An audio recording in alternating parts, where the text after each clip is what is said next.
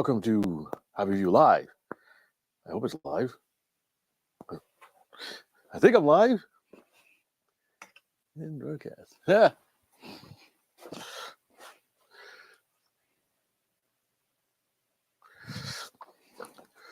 So it shows I'm live, so I'm going to give a minute or two for people to jump in while I double check some stuff here.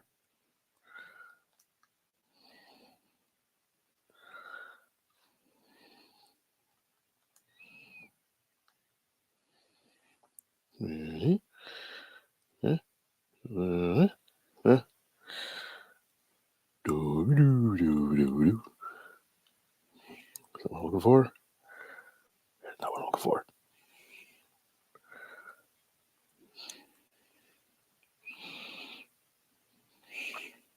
Hey. All right. Oh, yeah. Okay. Some people are popping in. I'm live. I'm have a different setup today. I've done some reorganization of my workshop, and so not as easy for me to see the computer. So when I set up my phones, maybe I can actually see if anybody says anything. So it looks like we have Steve. Hi, Steve. Brian. Jackson RC. Jackson RC always comes in. Seems to be one of my regulars. Name sounds familiar. Nice guy. Oh, nice guy. Ooh, I think fixed up. What's up? How am I? I'm fine. How are you? How are you guys, everybody, tonight? So give a few more people. Pilots. All right. Really need another closer monitor. Give a couple more minutes. I'll just look at the people coming in. Thanks for joining me on this Saturday evening, excuse me. We've got a really nice here in Texas. Temperatures dropped a bit. We had a cold front come through. Yesterday was a little bit warm and humid. Today is cool and dry. So it's actually quite nice. But I actually have to wear long sleeve shirts, sort of. This is the first time I've worn a long sleeve shirt in probably since probably 9 months. It's weird. I got up and was like, wait a minute, I need something longer than a t-shirt. Where are my clothes? But anyways, this is the first time.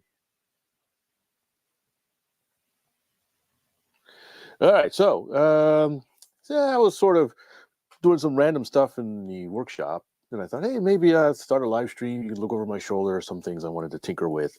Kind of been tinkering on and off through the day, and I took a break to do some video editing, and got tired of that. So I thought I'd come back to the workshop and maybe do a little bit of show and tell and just kind of work on a couple things I've been tinkering with a while. And thought maybe people might be interested in that, and whatever else you guys can think of in the chat. I see somebody was saying, got some first time guest questions for you if you want your chat to go that way. Hey, you can answer anything you want. Don't mind at all. If you want to ask tough questions in the chat, I'll try to answer them as I can. Victor C. Jets are cool here too. That's fine. Jackson. Oh, Rum Builder. Hey man, what you been up to? You still got the Rum Builder B-17? Indeed, I do. It's hanging up right over there. I haven't flown it in a while, but it's basically flight ready. I think I just need to throw a receiver on it and fly it. I was kind of half thinking of it the other month when we had the bomber B-17 fly in, but they probably just laugh at me. But oh yeah, I still have that sucker. Hope we cross paths again at some point. I missed you at the swap meet up in your area a few months ago. So hopefully cross paths. The SAE event is coming up again in that area next year. I can't remember what month. I don't know, April, May, or something like that. Keep an eye out for it. Maybe stop by and say hello. But I'll probably end up there next time I have a swap meet. So I see you've been tinkering with cars. I may need to pick your brain a little bit on that too. So good to hear from you, Matt. So anyways, so you can see I've got this. I'm about to start a really big project. I'll Not sure if I can talk about it yet or not, but it's a big project and it's going to take up a lot of space. So I kind of went in and rearranged my workshop. And so now I have much more table space. I've been taking advantage of that. I didn't want to quite start the project. I wanted to top, sort of, not quite procrastinate, but I still need to finish off a few things. And when I had all the space, I thought, man, it'd be great to actually throw a few projects I've been meaning to work on, see if I can kick them out real quick and do some stuff. And before I get started and clutter up the workbench again. So I've actually been, if you looked on some of my social media, I think on my Instagram, yeah. I was trying to remember because I have Instagram and I have a Twitter, but I don't know what the usefulness of Instagram versus Twitter for the most part. Although Twitter's better for links, Instagram's better for pictures and video. I don't know. Anyways, so I've actually gone through a few planes that I needed to do some repair work. They've been sitting around for ages, even years sometimes. So I thought I'd fix up a few planes. I had a Habu 32X that needed some work on the tail after a gears up landing. Got that fixed and then broke the fan. So I need to order a new fan rotor for it. I was kind of a little bit miffed about that, but it was also kind of humorous in a way too. And I got a big yak that I've been meaning to work on, so I got that mostly fixed, but I still need to get some niblets for it. And there was something else I was working on. I can't remember. Oh, I got an old EDF. I was trying to rebalance the fan. I just wanted lots of little things. I dinged up my A10, so I thought I'd work on that a little bit as well. So things, sort of those to-do list. What do you call those things in aircraft? Not squawks a little bit. And then I started, wait, I need to also touch upon some other stuff. And I got a couple of new planes. And so anyways, I'm just sort of thought maybe it might be entertaining for somebody who can't sleep. So you're going to talk about the plane on the table. Yes, I'm going to talk about everything on the table.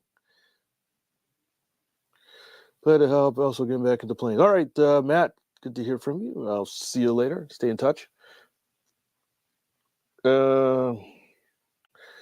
Okay, so speaking of planes on the table, somebody's asking about the Savage Bobber. So yes, you see right here is the Savage Bobber. It has not flown.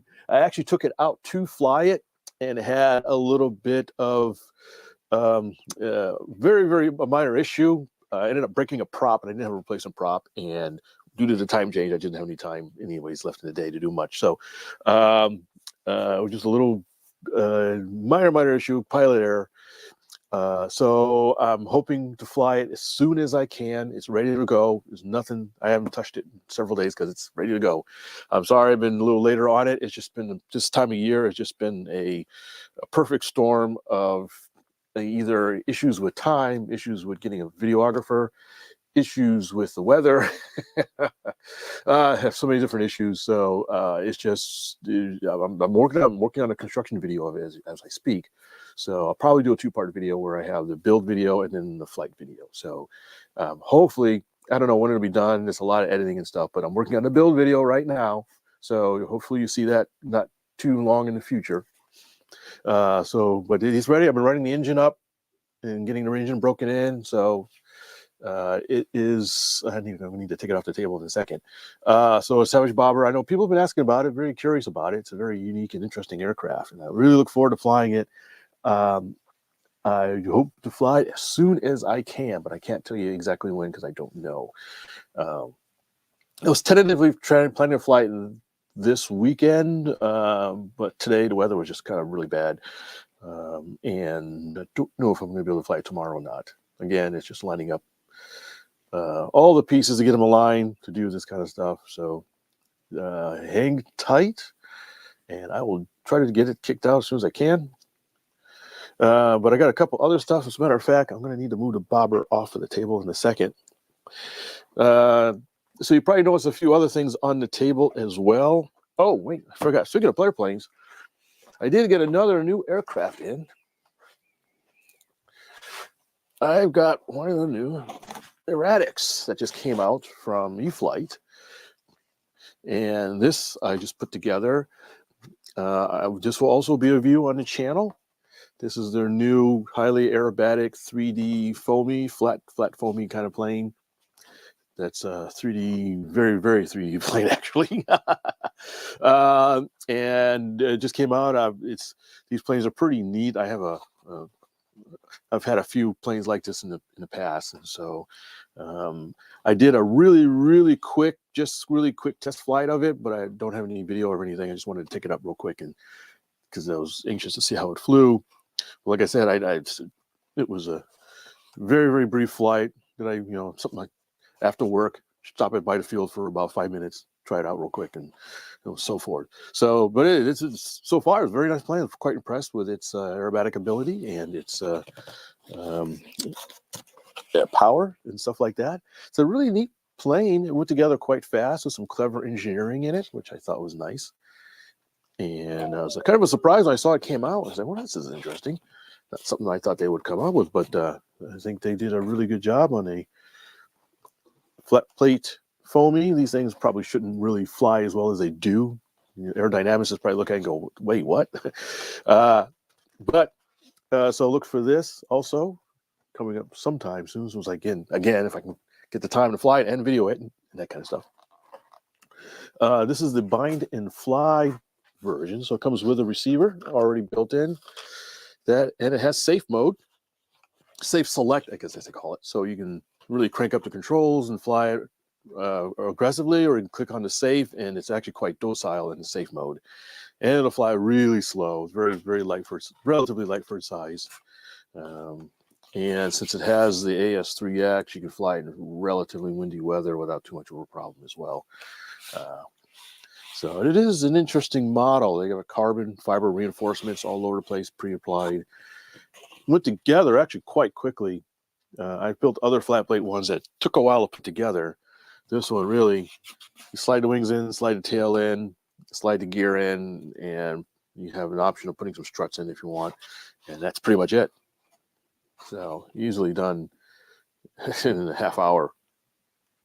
It was a joke. By the time the battery's charged, it's built. So I'm not a super 3D flyer. I've been practicing a little bit, some different things, but I just haven't dedicated the time to really learn the really good stuff. I see some guys do some amazing stuff with these planes, and I'm just like, it's going to take me a long time to get that good. So anyways, this is the erratics again from E-flite. You can see it on their page as well. I'm going to stick it over here with the other stuff. Let's see. All right, so also you notice on the table there's a yellow thing here, and I've been kind of tinkering with this. We're going to go from in the air to the water, and hopefully people recognize what this is. I'll hold it to the plane. This is something I've actually been working on and off for quite a while, and I said, well, I really need to get this done. And so I've been tinkering with it. You probably recognize this, especially if you're over a certain age. You probably instantly say, hey, wait a minute, I know what that is. See if anybody in the chat knows what it is.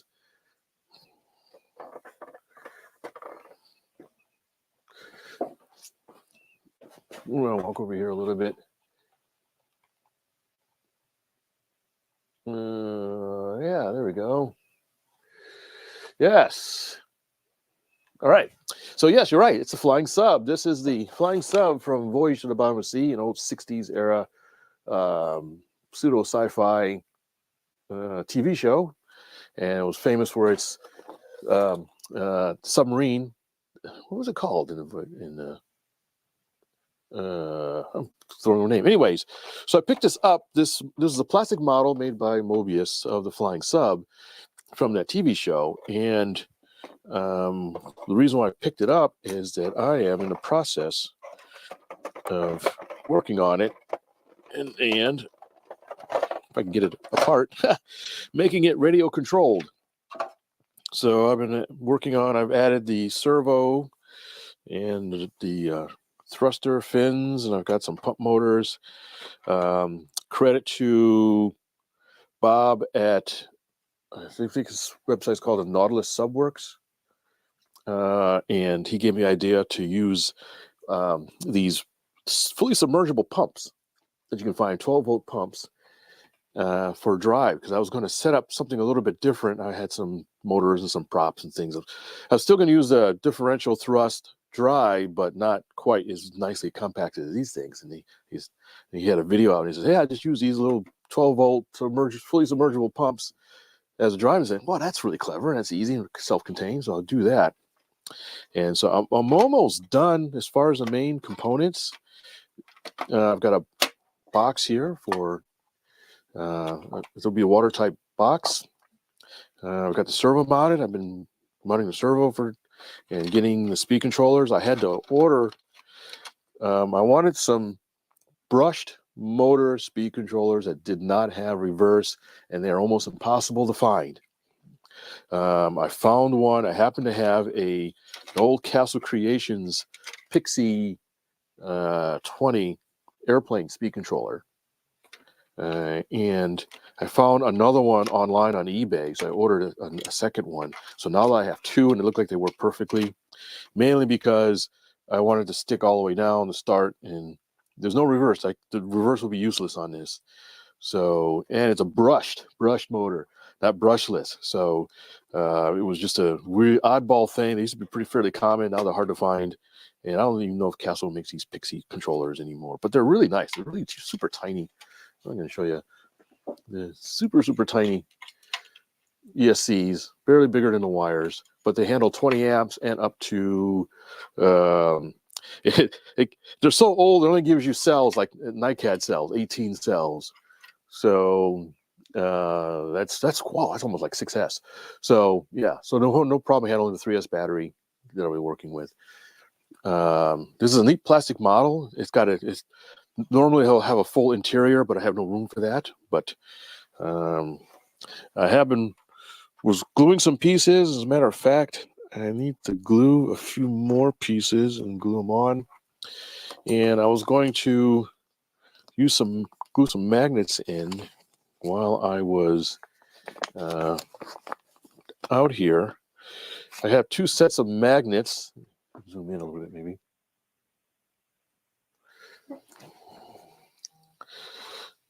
So I have,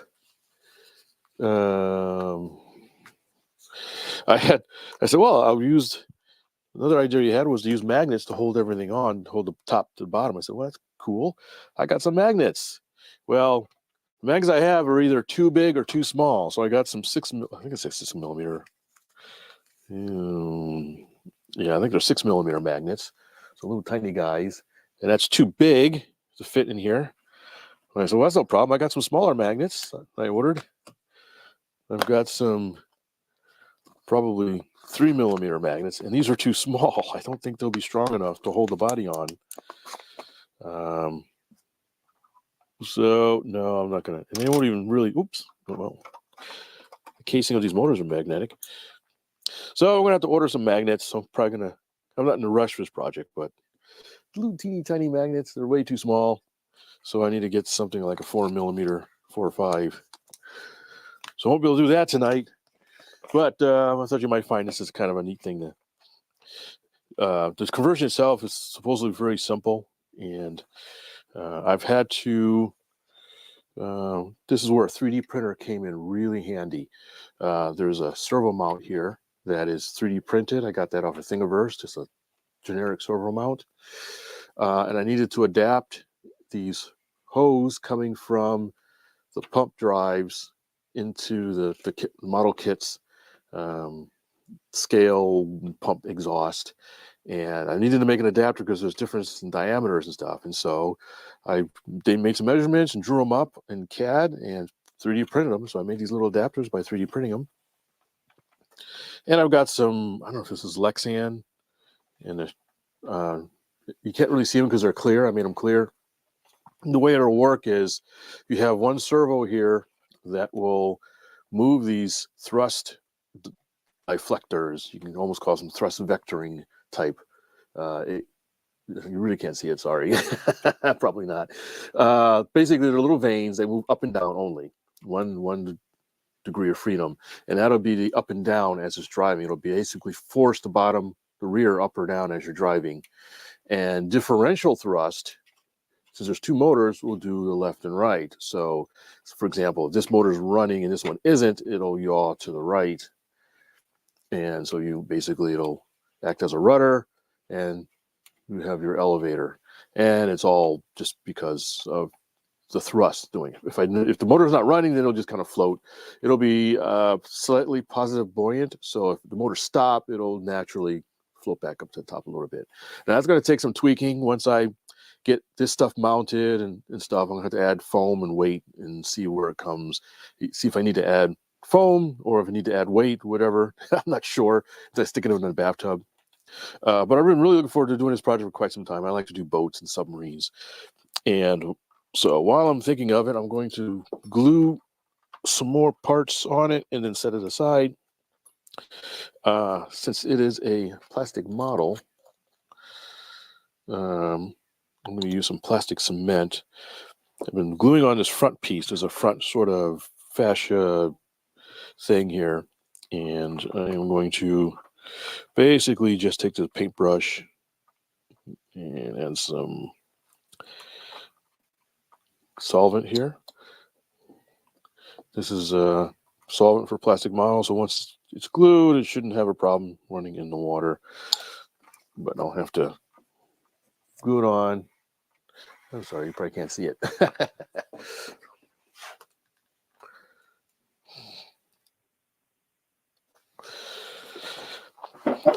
So I'm going to glue that and then clamp it. Make sure it's a good fit. I had to glue it in stages because it was sort of a little bit flimsy until some of the glue cured. Dried. So I'm just going to paint on a little.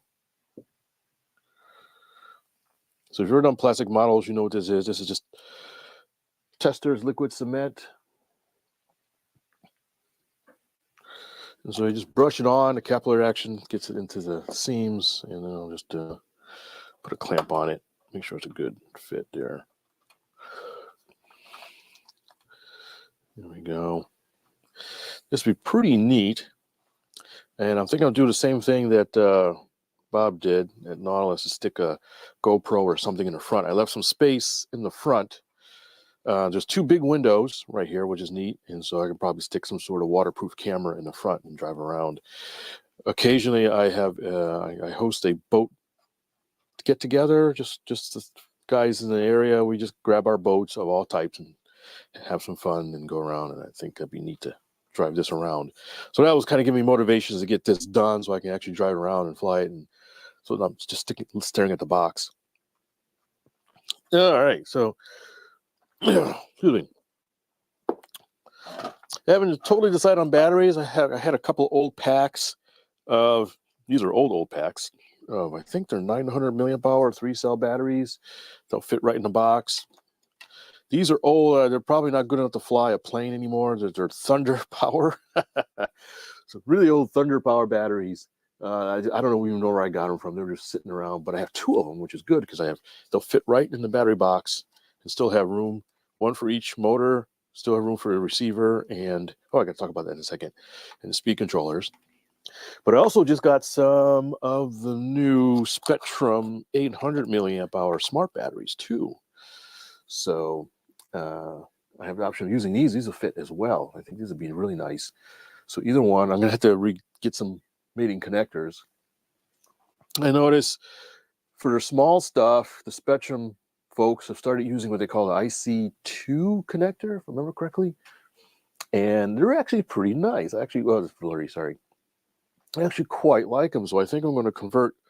I had started converting some of my smallish packs. Some of them come with JST connectors, which aren't really all that great.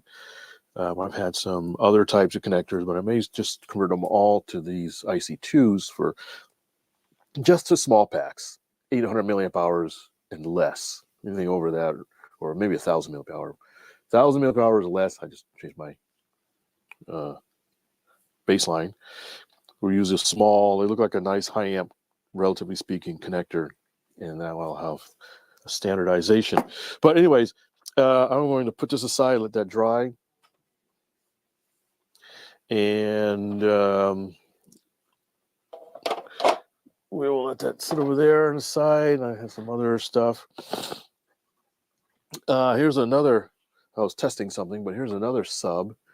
This is a plastic model I converted to a radio-controlled sub. With it has some issues I need to solve, but I never got around to it. This is from another old TV show, but I thought it was really cool when I found there was a model of it, so I thought I'd make it. I like doing that. But interesting, if you've never played with subs, they have their own nuances. There's stuff over here.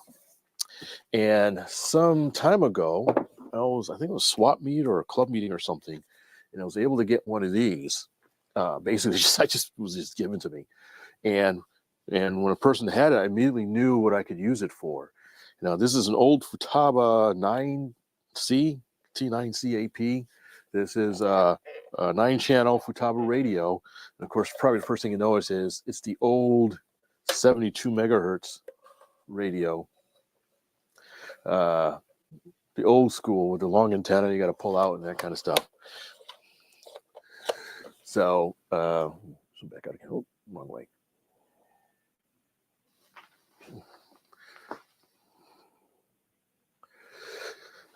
So 2.4 gigahertz does not work underwater. The water highly attenuates the signal very, very quickly.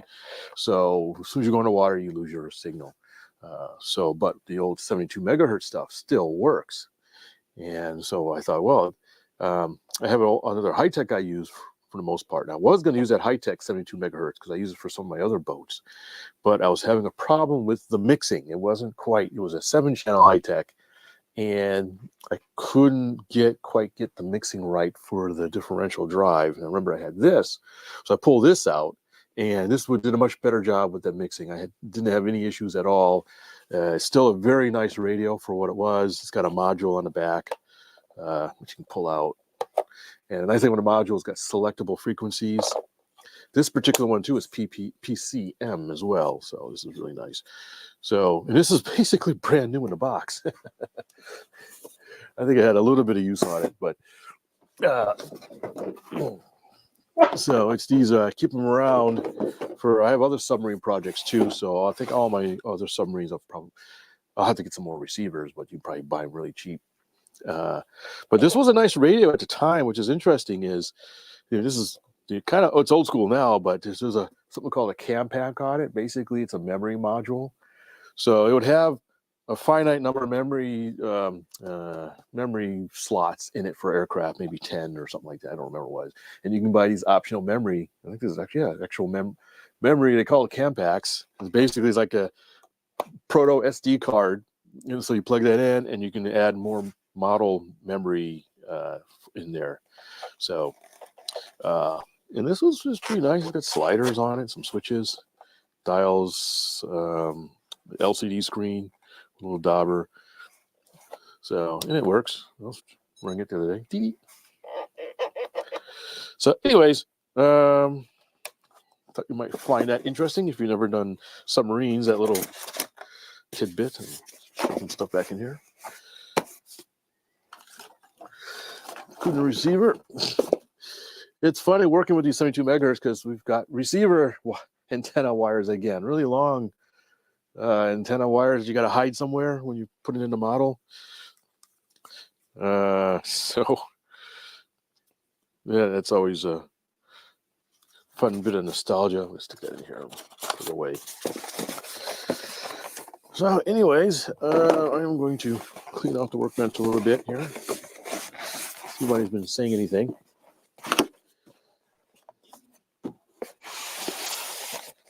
I have 2 kit brand new. I'm not sure what he means by that.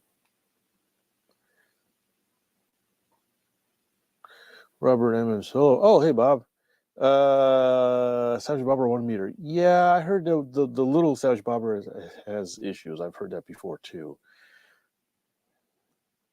So you got to run. Okay, see you, Phil. We'll put progress in tonight. All right. So, anyways, I'm going to put this aside. Run that cure. Just get this out of the way. Yeah, this is my box of flying sub stuff. I'll move this over here. funny how quickly your workbench can get cluttered up with stuff when you're working on something. I'm trying to be disciplined and keeping it clean, but when you got 2 or 3 products concurrently going on. There's one other thing I wanted to show you that I was going to work on tonight. You guys are welcome to look over my shoulder as I work on it. I'm going to clean up the table a little bit.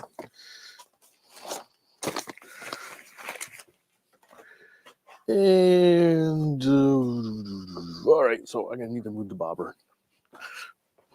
All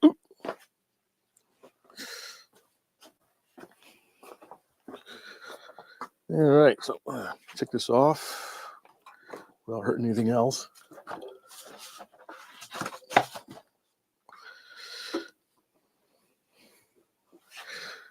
Yeah, the thing about some of these planes is they're so big. All right, we'll stick that there for now. Just block my pathway.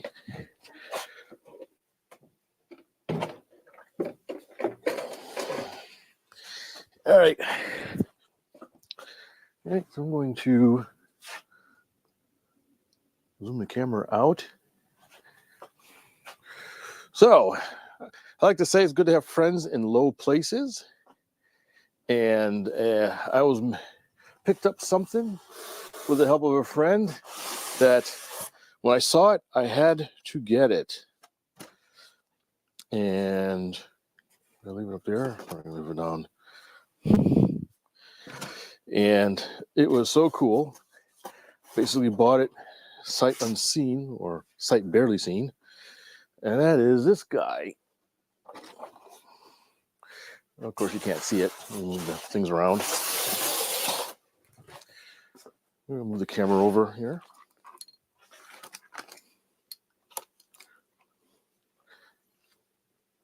Anybody want to guess what this is? I'm going to move it over.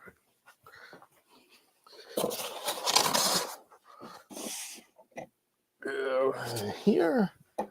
Ah. There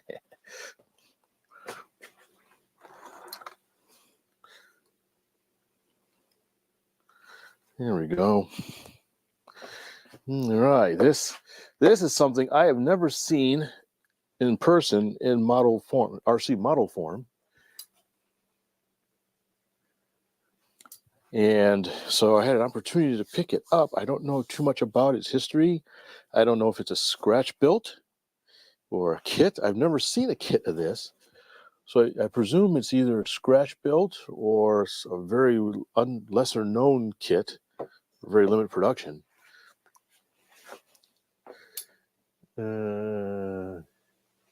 Someone's guessing. It is German, yes. Spy plane is kind of sort of close to what it is. Well, yeah, I guess you could call it a spy plane. It's actually an observation plane, so if you're observing, you're kind of spying.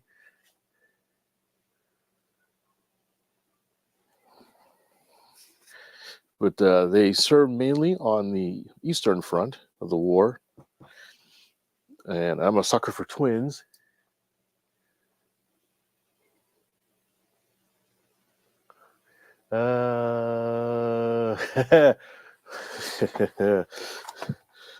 So, Matt says, is a Messerschmitt 110? No, that's sorry, you're off. You're way off. It's not even a Messerschmitt.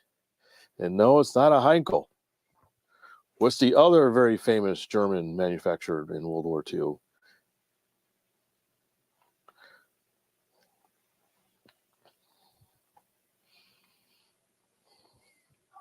Ding, ding, ding, ding, ding, ding, ding, ding, ding, ding, ding, ding, ding, ding, ding, ding, ding, ding, ding. I go another 15 seconds. Ding, ding, ding, ding, ding, ding, ding, ding, ding, ding, ding, ding. Not a Fleischer.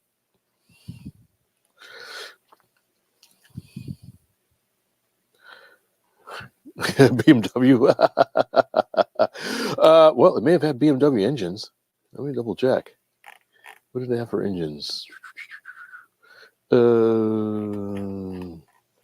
Up over to Wikipedia.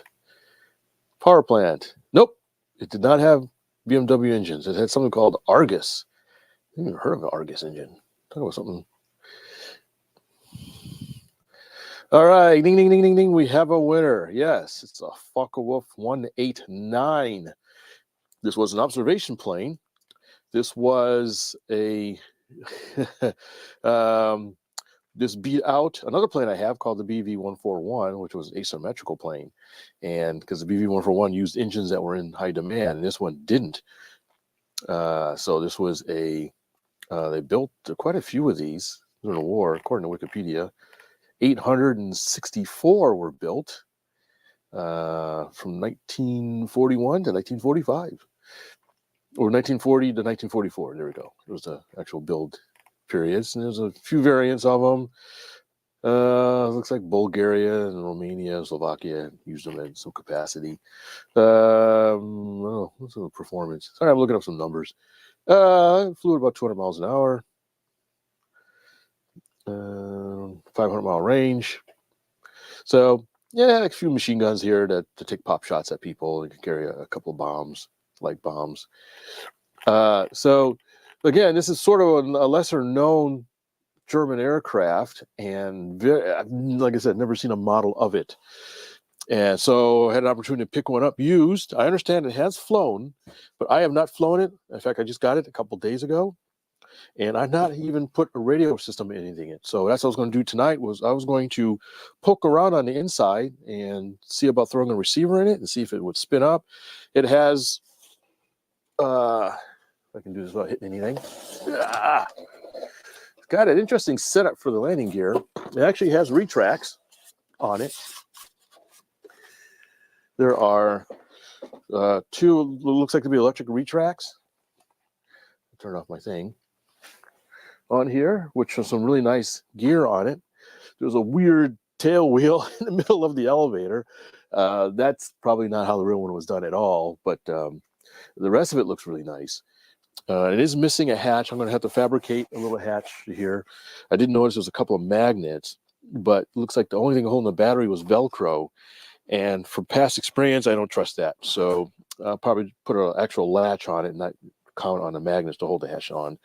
So I need to go to the hobby store and get a little. I thought I had a latch. I didn't.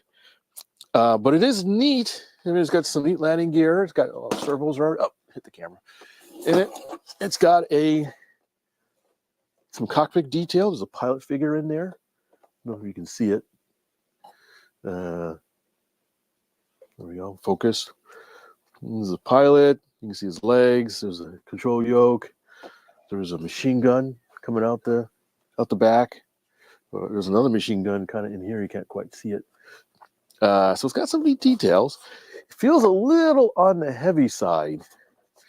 But it is what it is. And it's got a couple of Turnigy brushless motors in there. I don't have a lot of detail. I don't know if it was a 3-cell or a 4-cell. I think I'm going to put a 4-cell in it just to have a little extra oomph on it.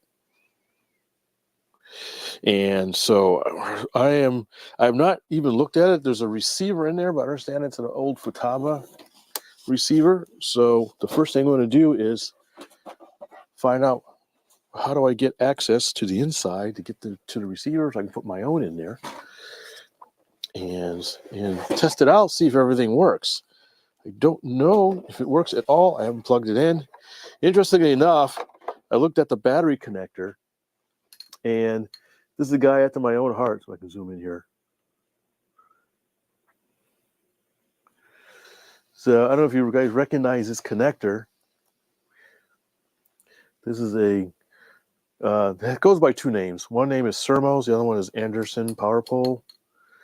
And I actually like these connectors a lot. I've used these for years, and a bunch of my batteries still have these on them. I've been slowly converting over to the IC/EC 3s and 5s, simply because I've just gotten a whole bunch of planes that have those, and I don't have as many planes with these. But these are very good connectors, and it's just rare to see them on on model airplanes anymore. These are pretty fairly common back, maybe 15, 20 years ago. These are really one of the few high current, high power connectors you can get. And I've used them on large aircraft. I've used them on 12 cell, 160 amp fire breathing aircraft, and they work really, really well. I even have a crimp tool for them and everything, and I've got some bodies, and so I still use them in some applications. So some of my buddies from the RC Roundtable will laugh at me because I still use these, or I like them so much. But then I say, well, yeah, well, I've been to places like ham radio guys love these connectors, and I even seen them used at NASA. So, but anyways, I'm probably going to make an adapter. It's interesting because you can see you had 2 wires on each side to go to the speed controllers. I was looking at that. I thought, well, that's interesting. So, but I have a battery already with this connector on it, so I don't even have to change the connector to test it. Try to find the zoom. There we go. All right, so what I am going to do, you guys are welcome to look over my shoulder, and I'll check the chat on occasion. I'm going to go find a receiver, get the radio, get a battery, and see if it does anything, and try to get the outside is held on by screws, so I'm going to go find some screwdrivers, and it looks like I can pull this part off and get to the inners, and we'll take a look and see what it looks like inside, because I do have no idea.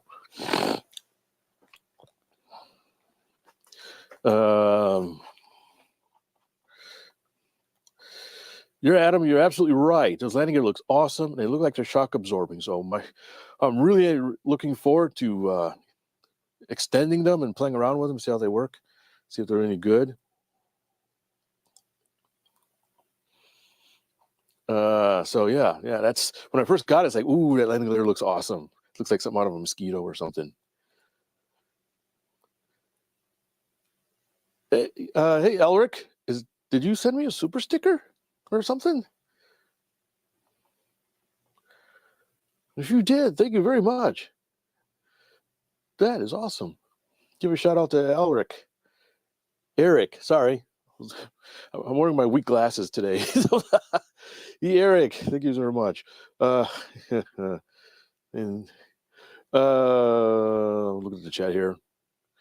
No, it's not. That's what I'm about to pull off the cover. It looks like I can pull some screws off and get access to the interior. So we will give me a second to go find my Phillips drivers, and we'll pull it out, and we will find out together what's inside. Oh, fantastic. I was wondering, you're my very first super sticker. You have the honor. I'll have to name something in your honor for sending me a super sticker. Thank you so much. I really, really appreciate it. You're my inaugural sticker stacker. Anyways. Yeah, that's too depressing to talk about. But yes, I saw that too. Anyway, so all right, we are going to let me grab my drivers. I got a driver set up here. I don't know if they're metric or standard, so I'm going to pull up my driver set. I do have some drivers from.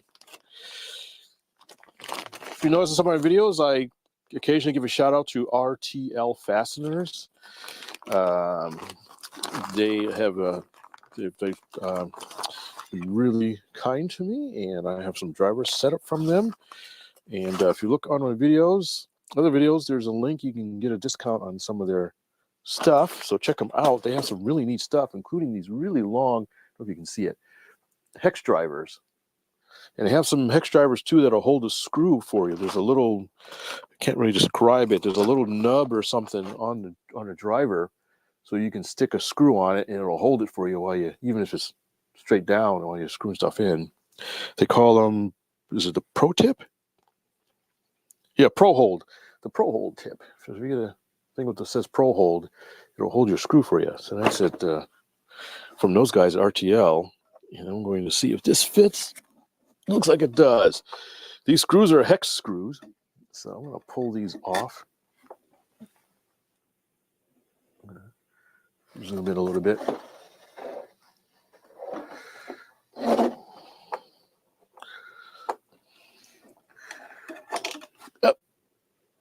Oh, just went bye-bye, didn't it? Oh, here it is.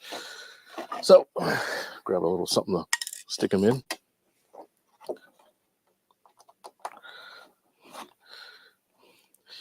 So this piece I'm taking off looks to be a vacuum formed piece of the complete bottom of the vehicle.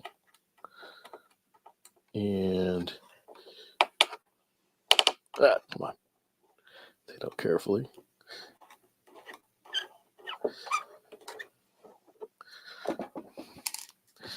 All right. I'm gonna have to move the camera. It's kind of in the way. There you go. As I go around to the other side here.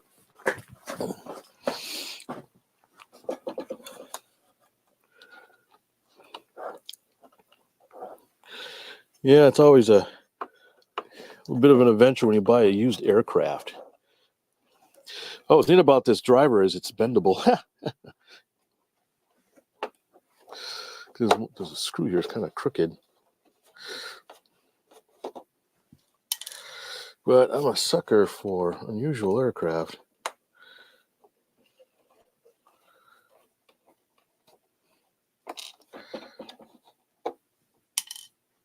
Yeah, all right, one more screw in the back here.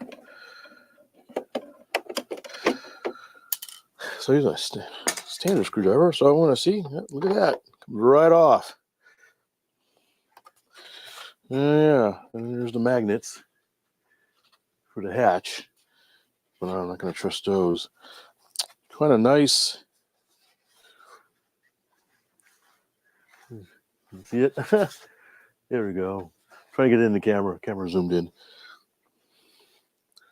Interesting. So there's a piece of wood reinforcement on the bottom for the battery hatch. That's pretty nice. I'm probably going to leave this off until I make the hatch because it'd be easier for me to check everything out. And so some pretty nice masking job for the windows.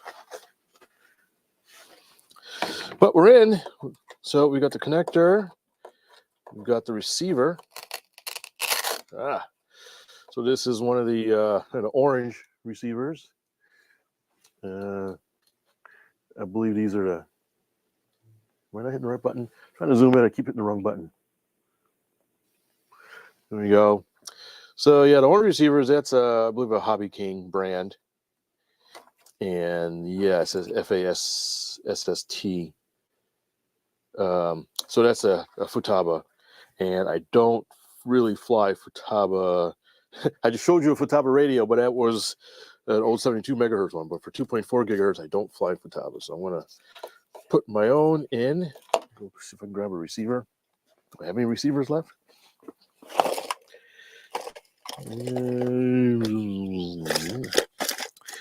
I do, but it's overkill. All right, well, let's just be temporary. So just as a test receiver, I have a 10-channel Spectrum AR-10 360T. So this is way overkill for this model, so it's not something I would keep in the model or fly it much. But for testing purposes, it should work because I think this is the only Spectrum receiver I have that's not in a plane. I may have to go find a plane that I'm not going to be flying for a while and take the receiver out of there. So interestingly enough, some of these are labeled. There's an R. I presume that's the rudder. Yeah, there's two servos for the rudder. So, and of course, they're all Futaba J. That's going to be fun. All right, I don't know if you can see. Again, the fun things about it's got the little nub, little plastic vein nub. So those will not fit in the receiver. So I'm going to have to modify them to fit.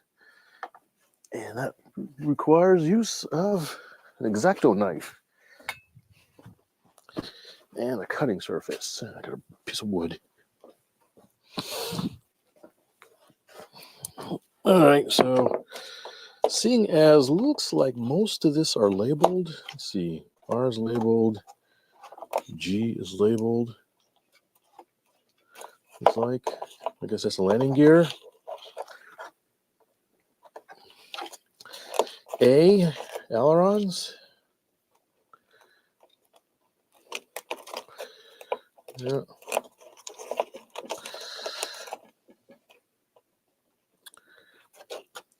Ooh, that doesn't have the nub on it. Okay. And there's two others. I'm not sure. So you have gear, rudder, aileron. So I need elevator and throttle.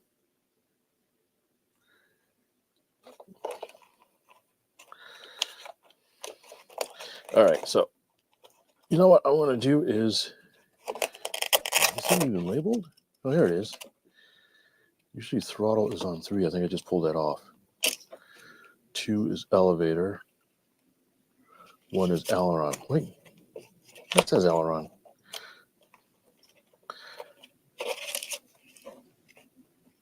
Oh, okay. So that's 1 aileron, 2 elevator.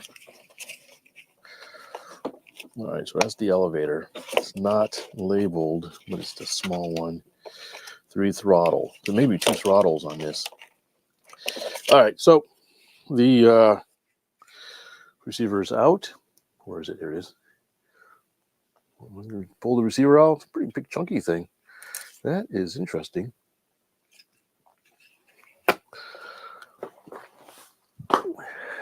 Grab a battery.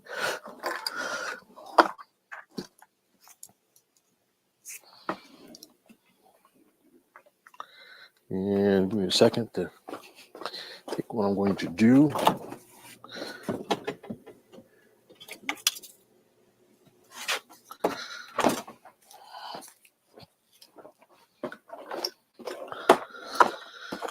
Grabbing some stuff here.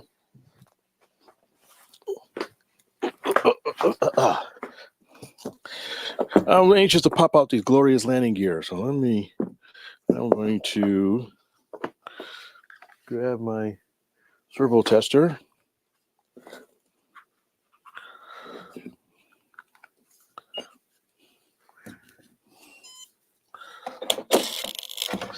With a half charge battery.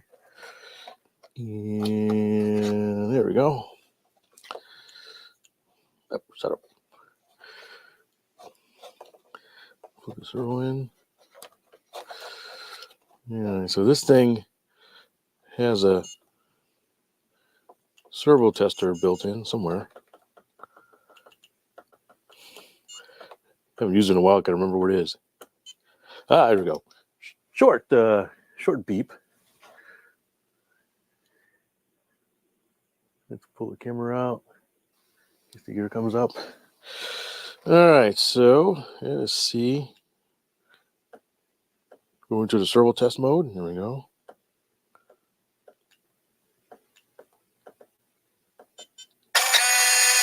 Oop. There we go. They work. The gear work. Well, that's pretty cool. Let's see if these. Yeah, they do. Look at this. Shock absorbing. Hey, the gear work. All right.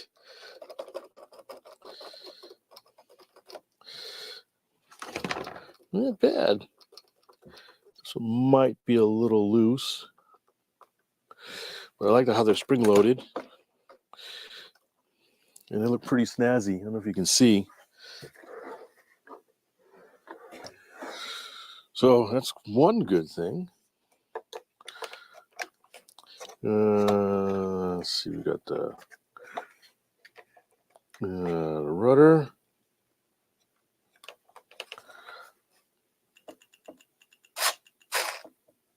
What was that? Oh, it's the gear again. Plug the wrong thing in. All right, plug the rudder. There we go. See if I can do the cycle.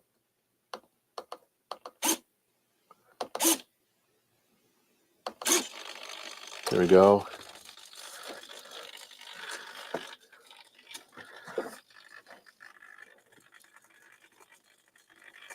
And so cycling the rudders. How's it working?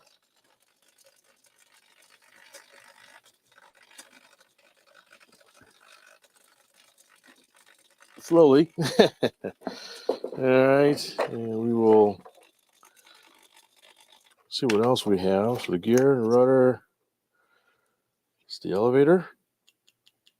Ah.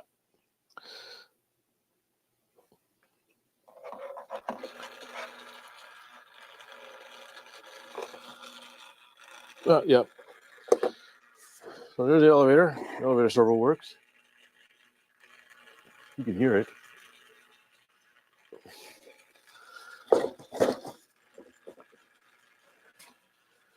All right, and the next thing we'll try the aileron, see if that works. I think this is the ailerons. They work. Get the world's noisiest servos. Oh, hello.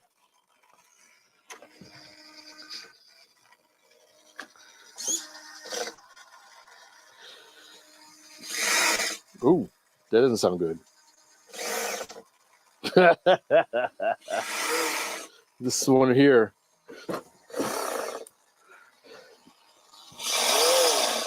Sounds like a bad gear.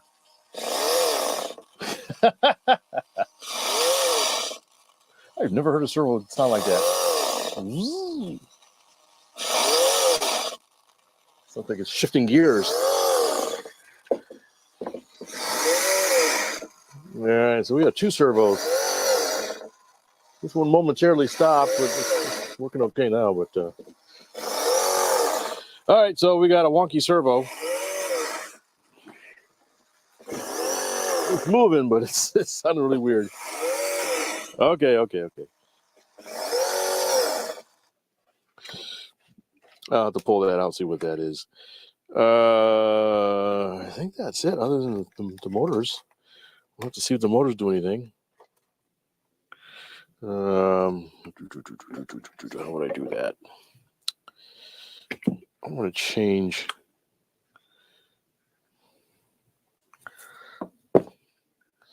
No, I'll put a receiver in and do that. Sorry, thinking on the fly here.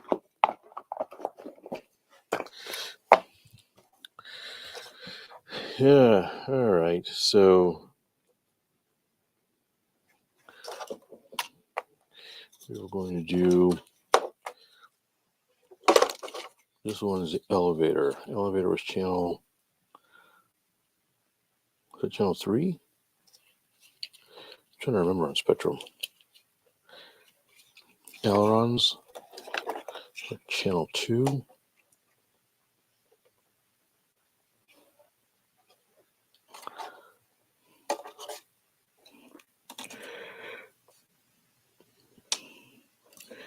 Trying to remember. Battery 1, yeah. And let's see, elevators, channel. Where'd it go? That's gear. What is the elevator? Rudders on channel. All right, there we go. So now we got this little nub.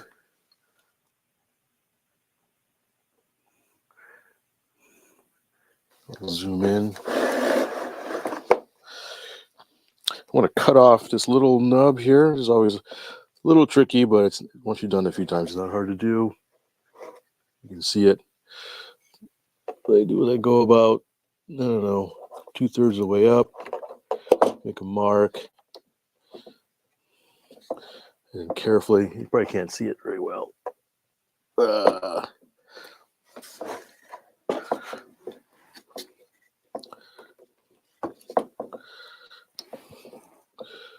Just slice this off.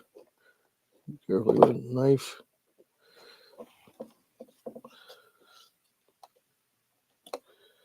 You can use a file, but just very carefully trimming that nub with the X-Acto knife. There we go. Now it should fit. This is a rudder.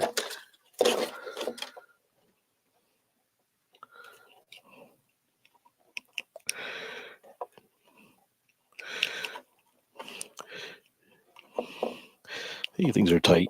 There we go. All right. And another one for the gear.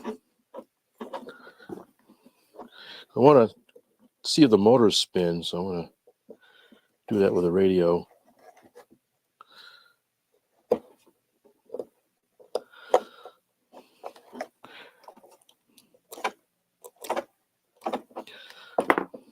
That is the gear. Gear is usually 5.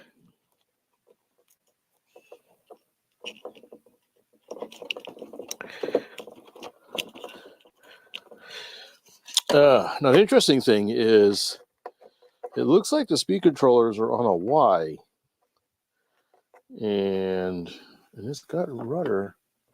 So, I mean, there's 2 separate. He didn't use a Y. Whoever used this had the speed controller on 2 separate channels. I think I'm just going to throw them on a Y real quick. I can grab a Y adapter somewhere. I think I have one right here. Yep.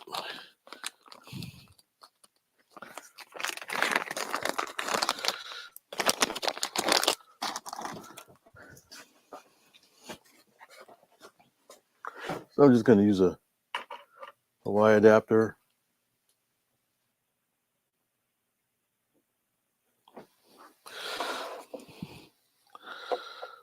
And plug those in. I don't have to trim the nibs off of these. And stick this in channel. Wait, am I off? I'm off. Channel 1 is throttle. Arg. I do that.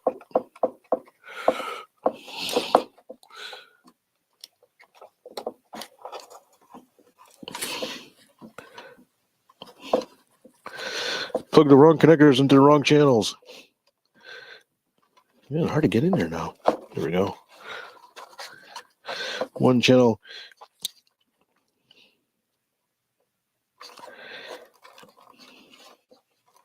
Because that is the... Pretty sure I'm off by 1. Aileron. Yeah, I misread the label.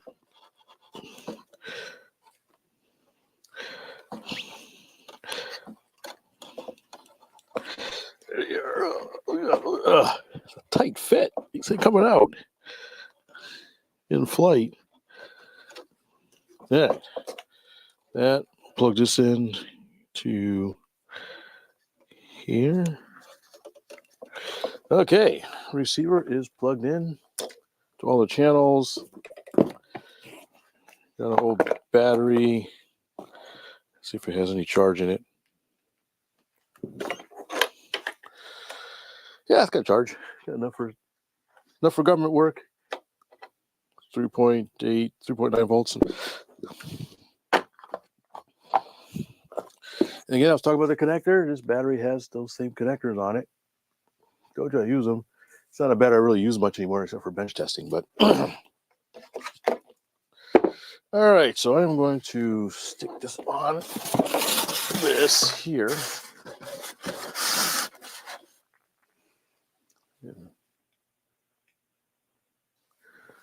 Zoom out. There we go. Get the gear out. We got this. Staring at the props. All right, so we just need a radio. Anybody? I'll check my comments here while I'm. Eric, you're too kind. Thank you so much. Thank you. Made my day. 2 things. The long driver is the coolest thing I've ever seen, and I don't all look bad. Yeah. Well, what, Adam? What are you waiting for? Give me my sticker. No, just kidding.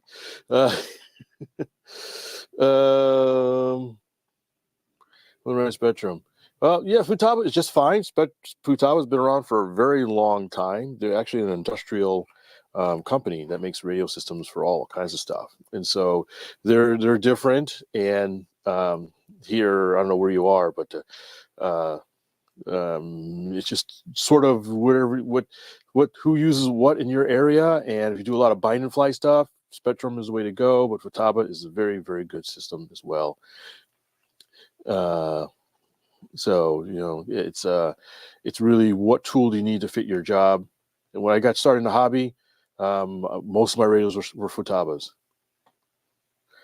The Spectrum was a pioneer in the 2.4 gigahertz spread spectrum for RC models, and so they sort of really kind of the juggernaut. Plus, they did a very clever thing with the bite and fly stuff, and so they got real popular just by sheer force. And of course, now they're very good with their telemetry and AS3X and safe and that kind of stuff like that. But like I said, Futaba was very good. Like everyone says, they don't suck. They've been around forever and ever and ever and ever.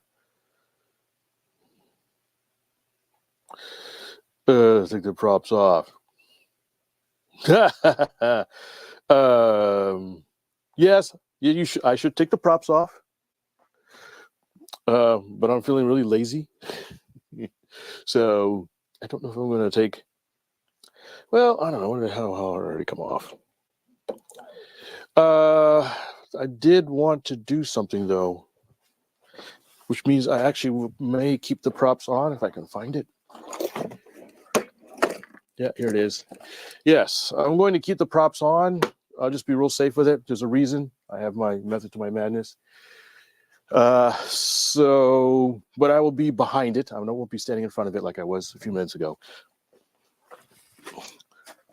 Let's grab my batteries and stuff. So, give me a second to grab the radio.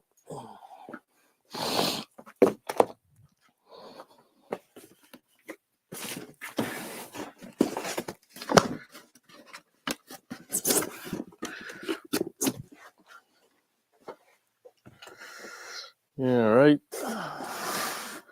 Move the way over there. Make sure there's nothing in front.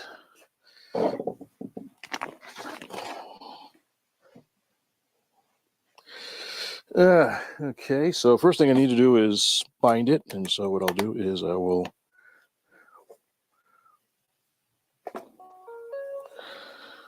put a new memory. Add new model. Airplane type. There we go. And I won't go through the whole rigmarole of naming or anything at the moment. Nothing really. I think that's it, really. Oh. Now we will go and we will bind it. Hold on a second. Let me check the throttle. We'll reverse the throttle channel. Yes. Okay, so I think all I need to do is put it in bind mode. Nice thing about these newer Spectrum receivers is when you plug them in, just have to press the bind button, and you see the blinking light, and it is in bind mode. And so I will go into the radio, bind it, bind it, bind. There we go. Sometimes you don't want to hold the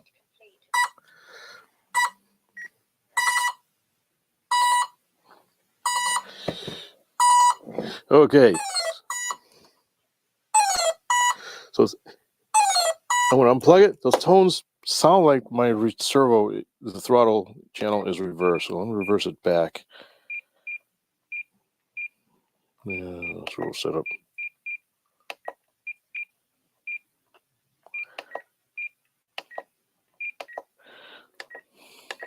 So I unreverse the throttle channel. Yeah, I'll plug it back in, see what it does.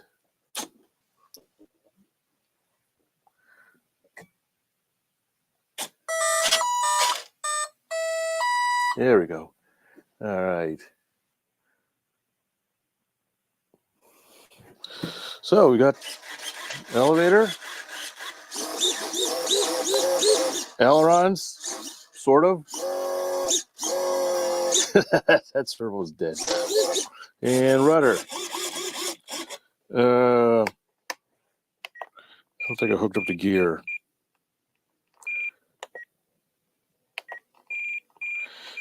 Don't have the gear. I'm going to go to system setup.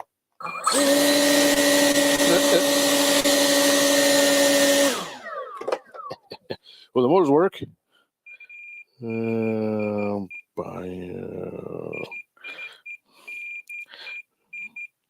Channel assign. There we go. I always forget about that. Gear switch A.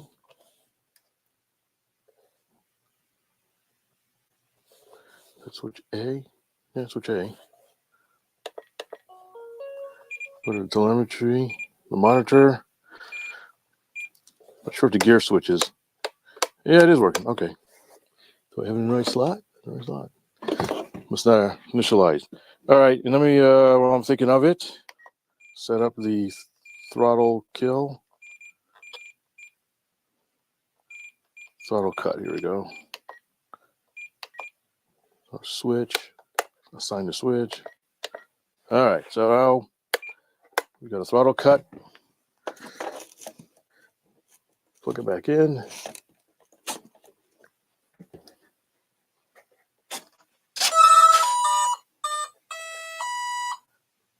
Okay, throttle cut. There we go. Oh, that didn't sound good.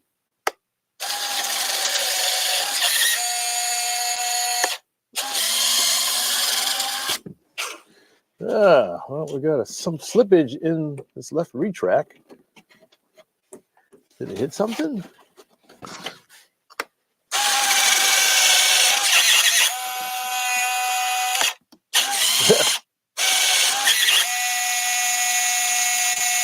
Well, that's not good. Always something. That's what happens when you buy a plane and you weren't able to inspect it on site. I had to. This one I bought it, but I had to have somebody pick it up, and wasn't able to fully check it out. So, but these look like they're generic retracts. So if I need to fix that one or something, I'm sure I might even have one in a box somewhere. It needs a new servo. Again, it's such a unique plane. I'll overlook some of the overly nitpick some of the mechanical issues it may have. Oh yeah, let me run up the motors a little bit. So both spin. Doesn't sound like it has a terrible amount of thrust. There's only a three-channel battery. And I alluded to before, the reason why I want to keep the props on because I want to do an amp meter test on it. So I don't know I had a feeling that it might be slightly under propped, just looking at the props on it. So I've got a watt meter, an HobbyView, with those old connectors on it. So I'm going to plug in the watt meter.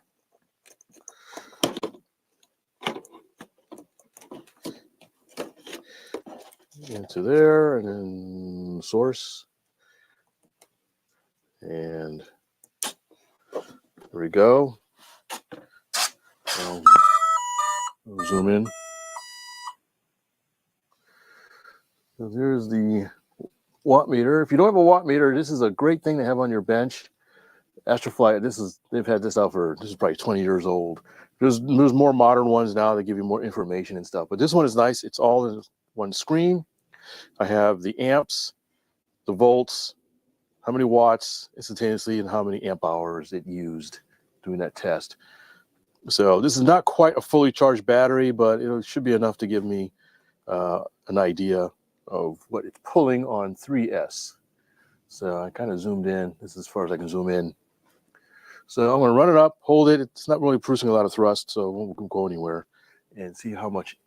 Primarily concerned with the amps and watts.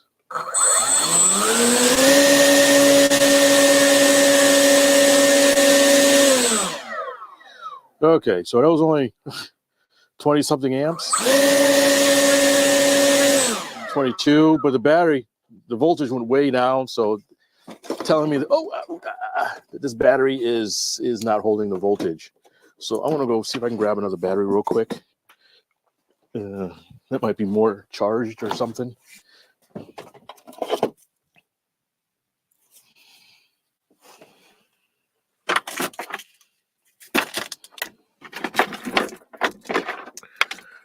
Okay, got one here.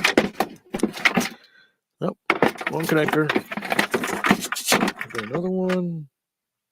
4S. All right, so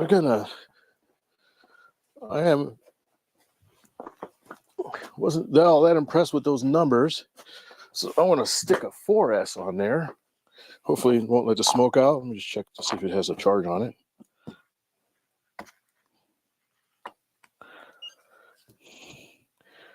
3.8 should be enough to give me an idea.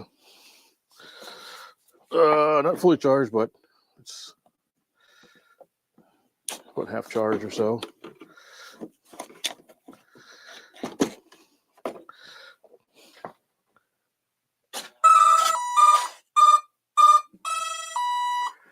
All right, so we now have 20 amps was nothing. That's 12 amps, 25 amps was about 12 amps per motor, and these motors are rated for much more than that. So I'm going to run it up. Can you see it? There we go.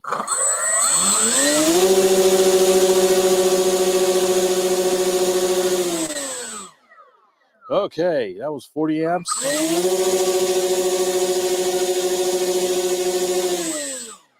Yeah. 40 amps, about 500 watts. So 250 watts per side. I think I like that much better. So fortunately, a 4S 2200 fits in there. 40 amps is probably a little bit on the high side for a 2200, but it's all right. It's not something I'd stick in full throttle much, but so I think that would be much better, especially if we're playing this. Like I said, it's a little on the heavy side. So I am gonna, my first flights will be 4S. Make sure the balance is good. Did I still have it out here? I'll put it back in. I do have a 4S50C battery. That'd probably be perfect for that. It's in here somewhere.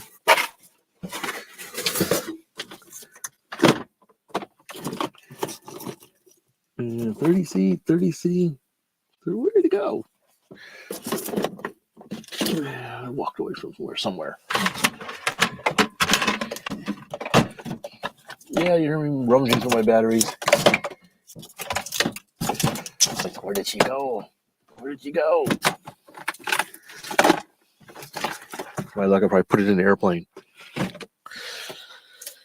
Well, even a 30C, a true, that's 60 amps. So even a 30C should work. So I've got a 4S 30C smart pack that'll fit right in this little battery box here. Gotta change the Velcro. We use the opposite side Velcro. So, interesting. So it works mostly, but there's a couple of that right wing servo is going to need to be replaced. Let's take it off, see what it looks like. And that retract is screeching at me. That's the more annoying thing, is the retract. It's jumping the gear or something. It's just screeching when it retracts. So let's take a look at that servo. Yeah, I won't pull out the, well, I don't know. Unless the wheel is hitting something.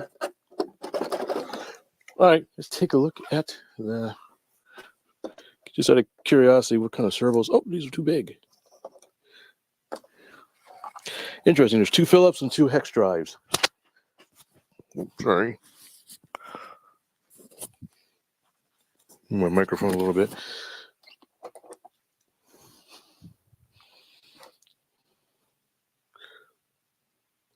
Okay. I'll just look at the chat here. Pull stuff around. Yeah, Steve. Yeah, it wasn't producing that much thrust to blow much around. They're small props. But yeah, it's a good point. Fail safe. Yeah, I gotta set the fail safe.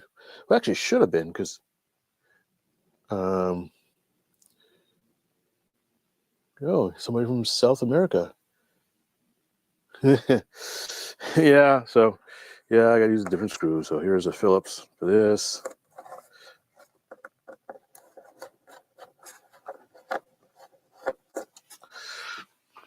That's my screw thing. And I gotta find, it's a really small hex for those. Really, really tiny. I have to pull out my other. I don't have the RTL drive for that. This is really tiny. Give me a second to find a super small. I know I have one somewhere.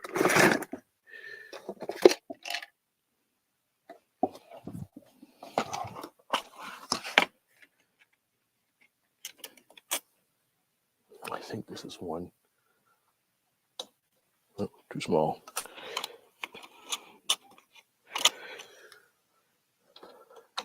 Maybe this one. There we go. Yeah, it worked. Interesting. It's just a piece of thin styrene. I don't have the full hex drive. I don't know what happened to the handle, so I'm just doing it by hand, but it's not in there very tight. Oh, wonderful.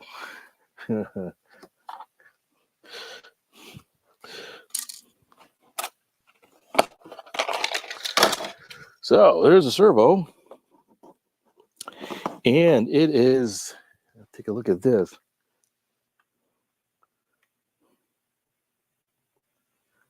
Don't know if you can see, but it is epoxied in there. And the two side lobes here are just epoxied. Yeah. Yeah, you can see, you can feel the servo arm. You can see me just. Wow.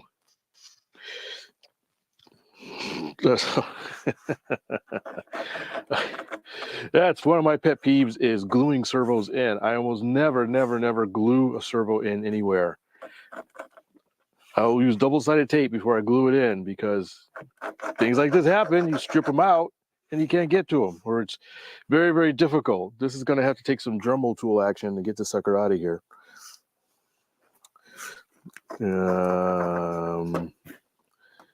This doesn't look like it's epoxied all the way around, just on the two lobes. This is a low profile wing servo, which is nice.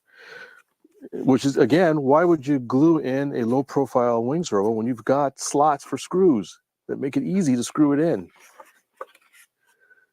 Interesting. I know it's quick and easy, but repair. I like to be able to pull things out and repair them. What is that? Just a piece of electrical tape or something?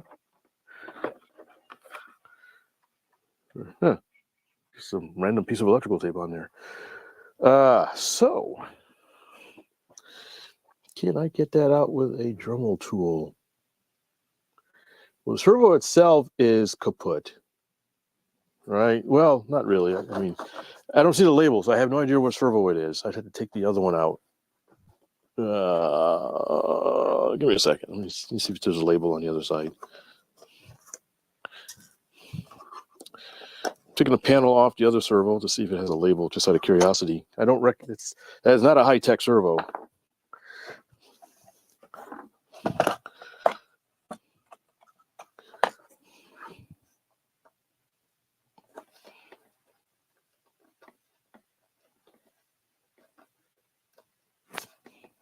There we go. The same screws. Hey, Paul. Hello from hello in Canada. Guys, get any snow up there yet? Oh, okay. So this is, it's a Hobby King brand, HK. The other side's glued in too, but HK15322 Slim Wing Servo. Sorry, you can't see it, but so it's a Hobby King brand servo. That's okay. It looks a lot like the high-tech. I might even have a high-tech one. So I'm going to see if I can open to ideas. I think I have a bit in for my Dremel tool to get that sucker out of there.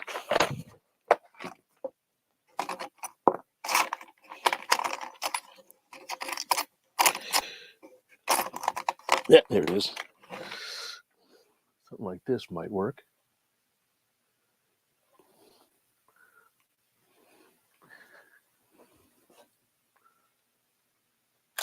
Oop, the wrong button.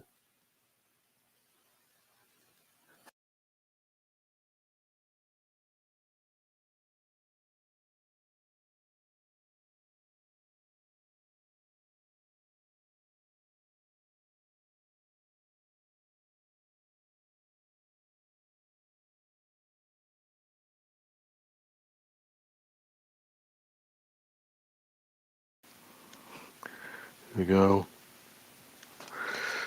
Sorry about that. Went to adjust the setting and ended up hitting the wrong button blind. There we go. Want to brighten up a little bit. All right, so I'm going to try something real quick. Let's see.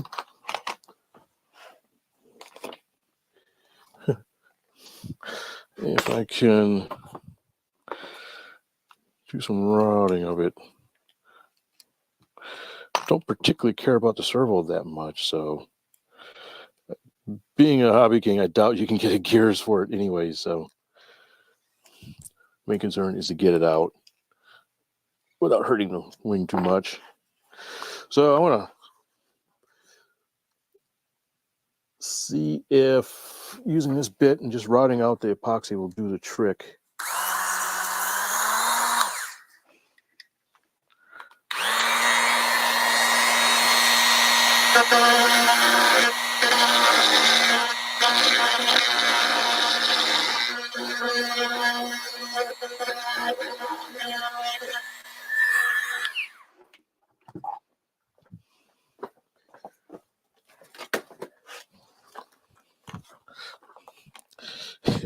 Of course, makes a quick mess.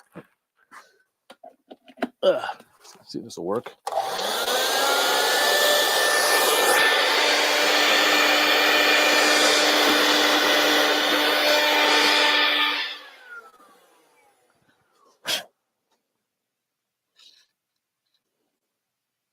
Kind of working.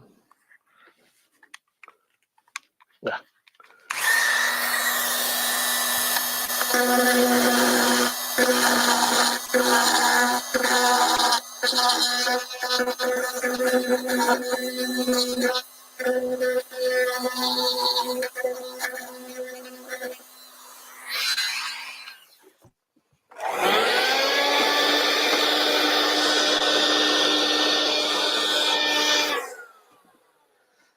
Is it working?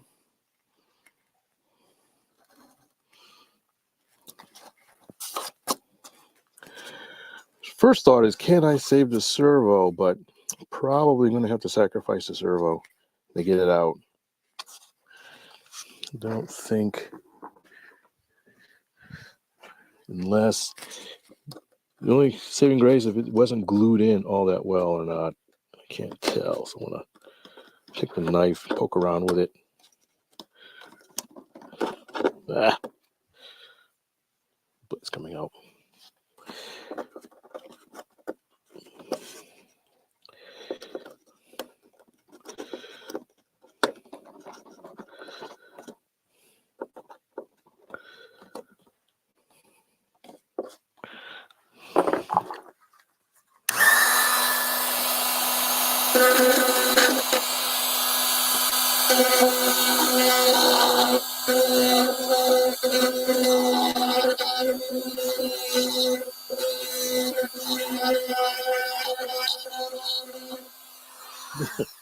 Sounds like I'm grinding a lot, but I'm actually not. I'm just being very careful.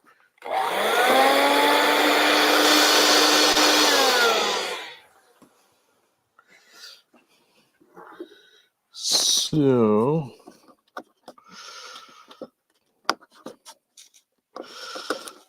okay.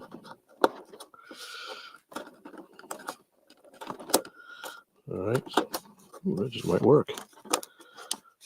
Yeah, just cutting around the edges of this little tab, and it looks like that loosened it up. Screwdriver.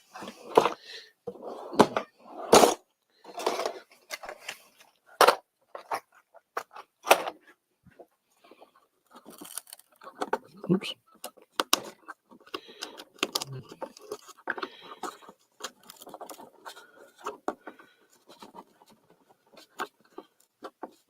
Yeah, okay. Now loosen that side up. So I'm going to try the other tab now. I might be able to pull it right out of there.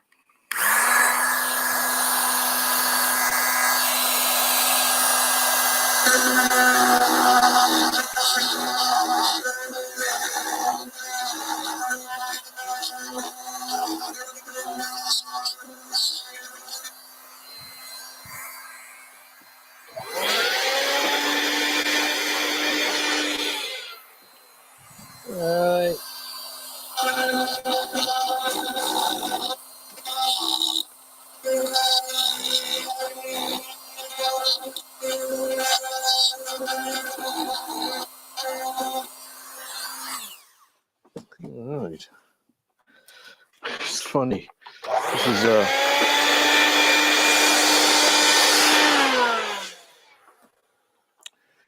all right. Big head getting in the way. No.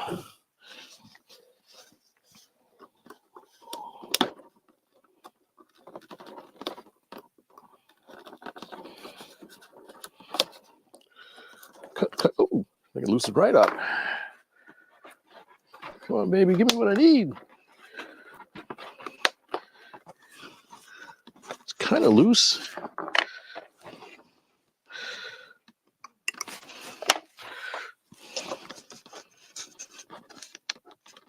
It's definitely loose. There's a little piece of epoxy kind of causing a get in the way. Oop.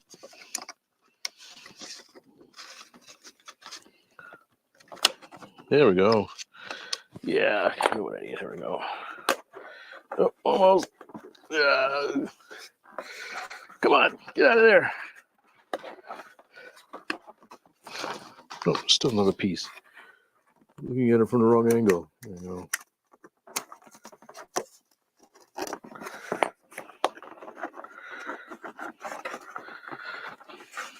Of course, the other fun thing is fishing the wires through here, so I'm going to be careful not to pull it all the way out. And we're out. Look at that. Look at that. Well, fortunately, there wasn't much holding it in the bottom. It's just sort of foam.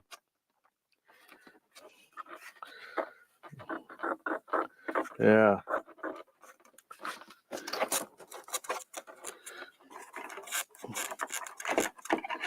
That's the aileron.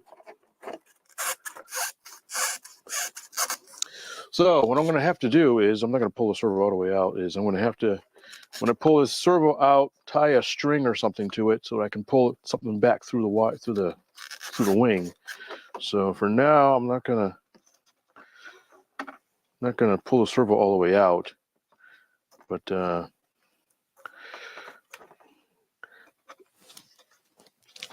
don't know. I may look to see if servo gears are available for this. I'm not sure because I saved the servo. I didn't destroy it pulling it out, so I can. I'll have to I can run out the center. But what's interesting is, I don't know if you can see. If you can look, it really wasn't epoxied into anything. Just sort of just the foam. So I may have to look at the other one. What I would do is put some wood block in here and epoxy them in. And then put another profile servo back in there, and then a third one here, so it has something I can screw into, and that way I can pull them out easy if something else strips. So really isn't much more I can do with this tonight, but I wanted to see if I can get it out, which is good. See what kind of servo it was. Plan A is to see if the servo gears are available. Plan B is I'll just replace them with some Hi-Tecs. Hi-Tecs makes them very similar. If I don't have, I may have some. No, I don't. I use them in another project, I think. So I haven't decided. Maybe I'll just buy some new servos. Some Hi-Tech profile servos if they're about the same size. If they are radically, well, yeah. Always open to suggestions. And glue in, I'll epoxy in some wood, some hardwood blocks in here so that I can screw them down as well instead of having, definitely not going to epoxy them back. So that's the fun with buying a used plane. I didn't think it would be, I thought the thing I could just throw a battery in the receiver and go fly. But there's some issues. There's also with this retract, it was, this retract, wasn't it? If I remember correctly. Let me zoom back out. The camera zooms slow. I believe it was this retract that was giving me the issue. So that's got to come out too.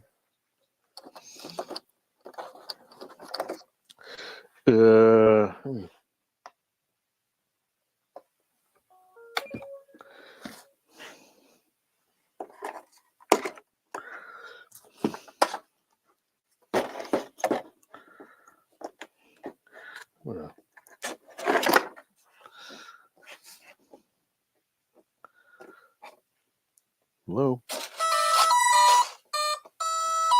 All right, so auto cut is on.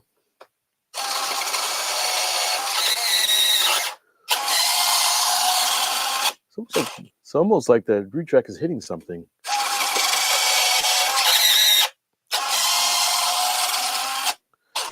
All right, I want to retract it. Unplug it.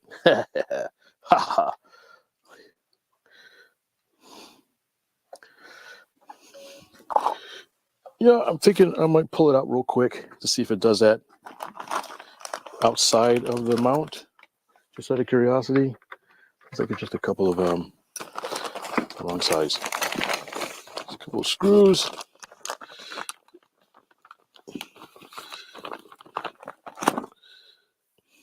Take it for pliers, large ones, open those jaws and grab the whole story and get out. Ah, I got it out. Got it out. Ah, wrong size. I didn't really want to yank it out too much because I didn't want to damage. I wasn't sure what was underneath it or whatever, so I thought I'd be careful with it at first. So, oops.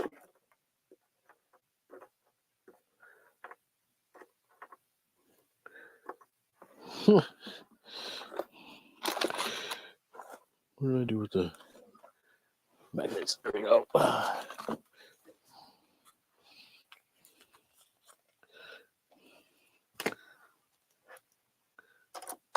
Yeah, there we go.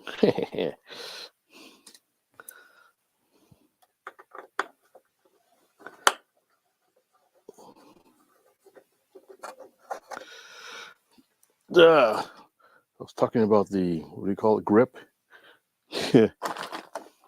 The pro hold, I guess they call it. The long ones I have don't have the pro hold. Only the short ones, metric, which are metric.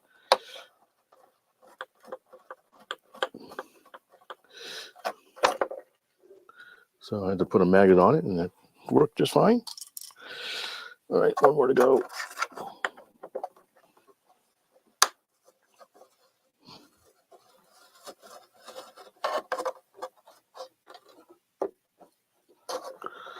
All right.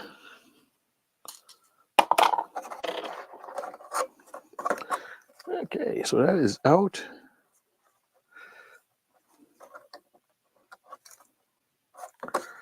Yeah, I'll turn it back on again.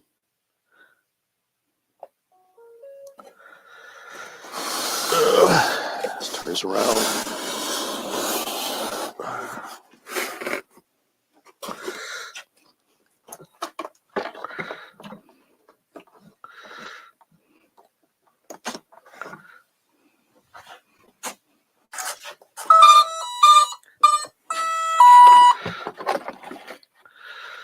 Okay.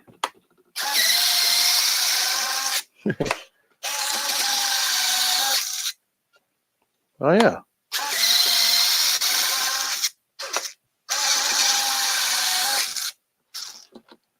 So it's not slipping or binding when in my hand. So as I suspected,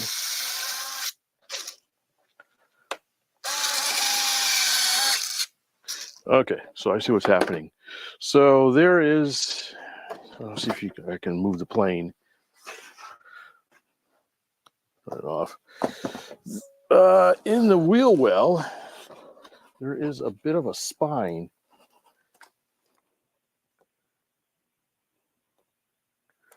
Right here. Give me a second to readjust the camera. Focus. So right here, there's this spine, and it looks like it wasn't cut enough. So when the wheel retracts, it's hitting the spine and binding. So actually good to see that. It looks like an easy fix. I just need to grind this down a little bit with something, the Dremel tool. And you can barely see there's another servo here that's buried for something. Oh, the elevator. So there's an elevator servo buried in here, glued in, painted over. This must be a scratch build. So I hope this doesn't strip. I hope this never strips. It's gonna be a pain to get out of there. So I need to grind that out. What can I grind that out with? I got a Dremel tool. It's hard to get in there. Think. I've got a sanding wheel. Can I get there with that? Yeah, okay. So I'll try the sanding wheel real quick. Where is the anything in chat? I should epoxy. Bet that plays a handful in the air. That will be interesting to see, Thomas. That is, it's feels a little bit on the heavy side for its size. So, but hey, that's what makes this hobby interesting. You never know. I found some planes that were heavy that flew just fine. Some planes are heavy that were a handful. Some planes that weren't heavy that were a handful. So we will find out. My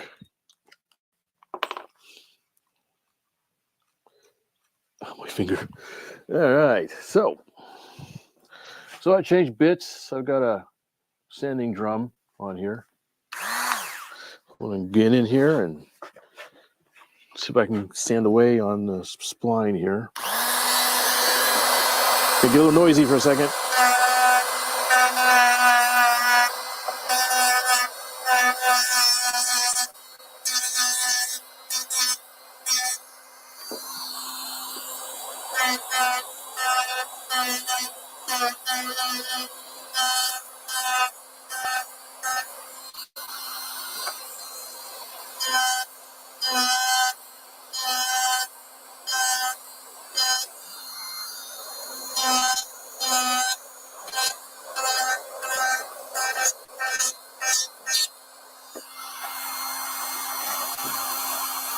That's pretty neat, that part.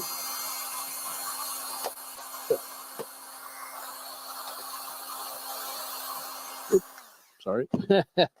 Forget I have a microphone on. I think that did it. Let me do a little more.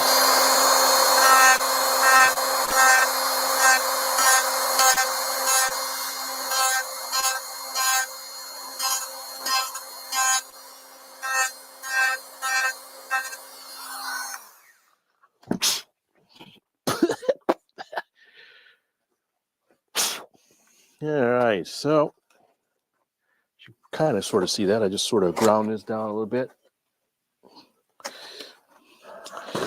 And we will stick this back in there and see what it does. Oh, there's a speed controller. What kind of speed controller is that? Can I get it out?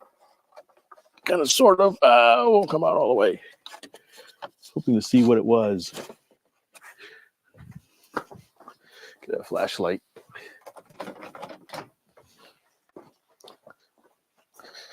Get my fancy Harbor Freight chargeable flashlight. There we go. There's a label, but I can't quite see what it says. The wrong angle. If I do this. There we go. What does it say? Oh, it's a 60 amp. 60 amp. This guy really liked Hobby King. It's another Hobby King controller. Up to 4S, 60 amp. Okay. Is that a 4 amp? No, that's not a 4 amp. What is that? BEC 5.5 volts, 4 amps. Okay. All right. So 60 amp controller. That's good. So I'm only pushing 20 amps through it at the moment. So it's good to know that I've got some headroom on the speed controller. A lot of headroom, actually. I can prop the heck out of this sucker. All right, so let's put this back in here.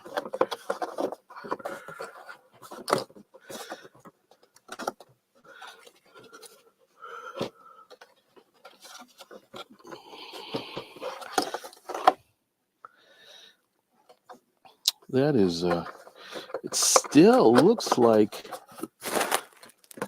oh, there we go. All right, cancel that.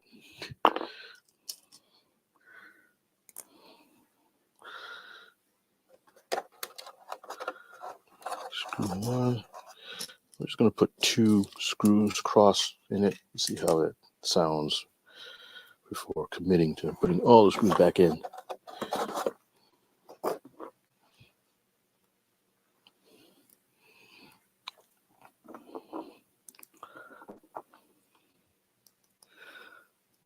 Yeah, all right.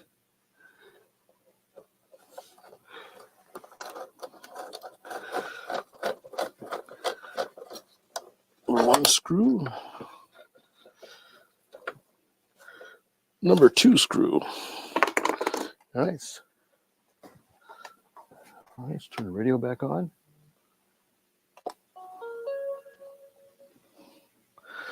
And we will find the battery. There it is. I'll use the other battery. Seem to have misplaced the battery. Oh, here it is.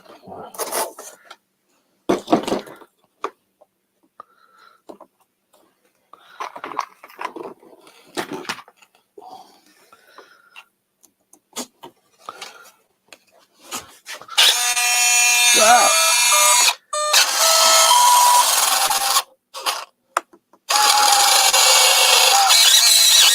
Yep, still doing it.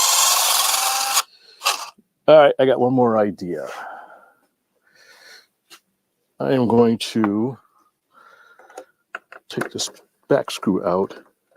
Not much more I can grind away, but I think the way the mount is just the angle might be slightly off. I'm going to cheat just a touch and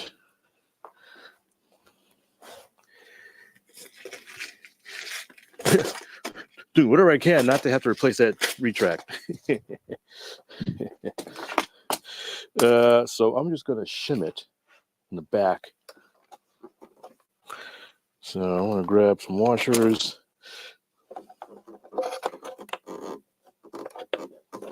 Loosen that up.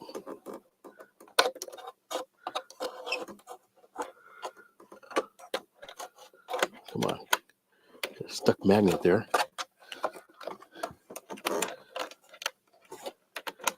Yeah, I'll get it out later. So I think it's just a washer or 2, maybe just 1 washer.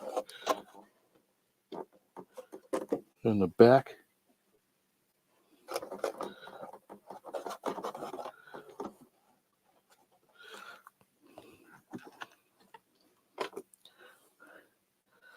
This is a little bit Mickey Mouse, but come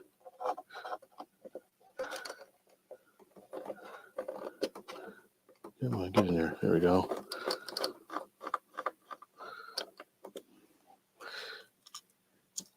Sometimes Mickey Mouse is good enough. Screw, put a washer.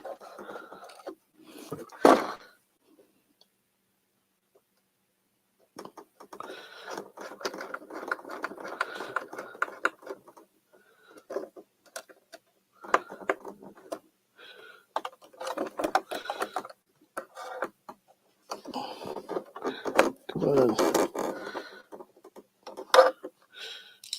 One more screw. I think I'm going to grind out that spline a little more too. Because it doesn't look like the shaft was bent or anything, so.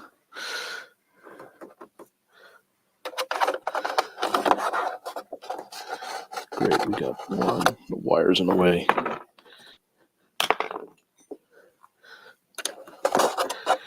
thanks everybody for sticking with me while I kind of Mickey Mouse my way through this. I had no idea I'd be doing this much work on this plan, but it's all right. Nice lazy Saturday afternoon. I can get screws in an awkward position. Very, very awkward, especially with the gear up. There we go. I think that's it. Yeah, there we go.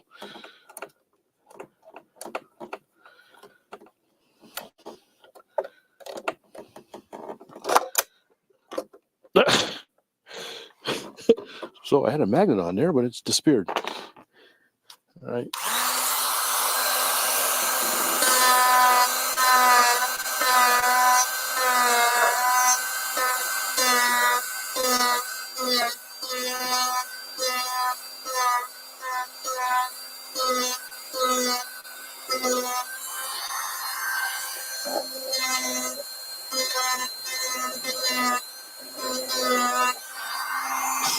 All right. Oh, look. All right. Yeah, I left it on. Try this again. There we go. Ha! Ha ha! Success, my lord! Success! That did the ticket. That was a trick. Yeah, it's all right. Yeah, even this one's a little tight. All right, that is good. I think that will work. As long as it doesn't strip on me.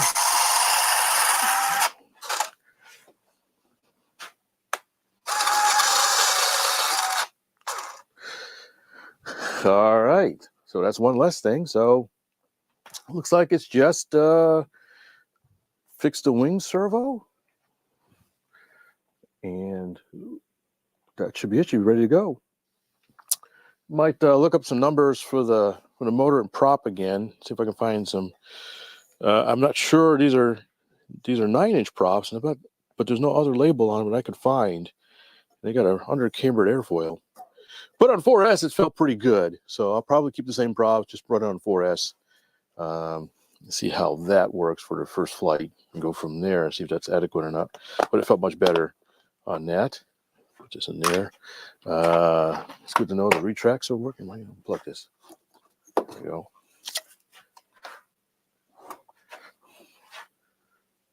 Turn the radio off. There we go.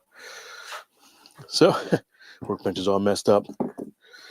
So that was a fun experience with this Focke-Wulf 189 observation plane. So, actually, looks like that shim. Probably all you need to do is the shim and not really grind down much of that stuff, but I'm not going to complain. That's fine. What else? And I think that is it. Change some Velcro. Don't know if I can put a strap in there. I need to make a hatch. I will do that later. I go to the hobby store for some goodies. So, and this servo, while I'm thinking of it, I'm going to take a picture because I'm always forgetting.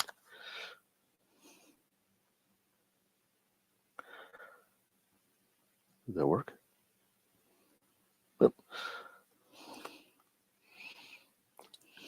All right, so let me catch up with the chat. And I'll unplug this vacuum thing first. It came in handy.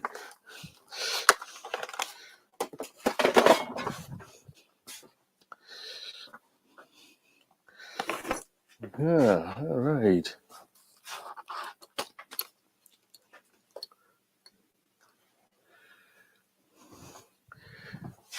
HS129. That.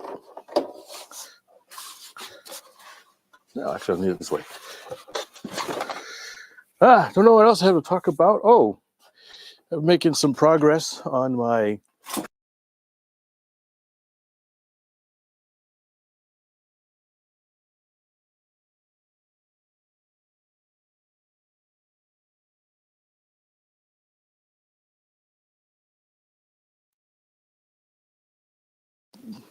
oh, sorry about that. Tripped over the camera cord, unplugged it. And it has my audio too. Wanted to show you something real quick. Don't. Too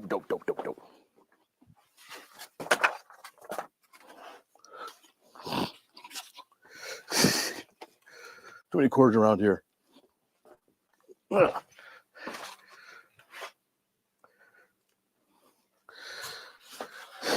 right. Thanks everybody for hanging in with me and my goofiness. So, ooh, can't even see me.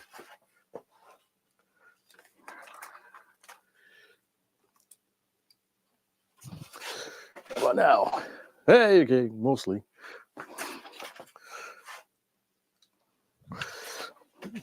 All right. Anyways, so that's it for the 189 for now. I'll get a new servo or servo gears, and we'll fix that up. And it's not a review or anything; it's just my own personal project. I probably won't do a video on it. I might throw some pictures up on my social media. I have a Instagram page. Usually I have links in the video description if you want to check out my Instagram. I usually post pictures and videos of random stuff that usually don't make it to the main channel. Just if I'm out in the field taking a picture of something or goofing off or or breaking things like EDFs. I'm still also working on the mini MOA. I think I mentioned it in my last live stream, a kit I am building of a glider, a 1930s, I think it's 30s era, German glider with a gull wing. This will be a review in Model Aviation Magazine for those of you in the US. And I've been making progress. This is one of the wing. I have two of these. This is the center wing section. And so it's built and it is sheeted and it's mostly built. I need some sanding and I need to install the spoiler. It will have spoilers on it. So there's a section right here. It'll pop up to kill a lift. And as the next step, I was just looking at some servos to put in there today. So may or may not work on it later tonight. Not sure. But I might work on it a little bit later tonight. Yeah, there's a chat. I guess I should catch up on the chat. Let's see. What do we have here? Ooh, message retracted. Thomas, wish I had an NX10 radio. Oops. 6-channel, 2nd gen, but then a nice Futaba radio. Yeah, DX6 channel. So Thomas is saying he has a DX6. I actually have an NX6. It's a very nice radio, but yeah, after a while, sometimes 6 channels is just not enough. I would at least go with something about 8 channels. Gives you a lot more headroom.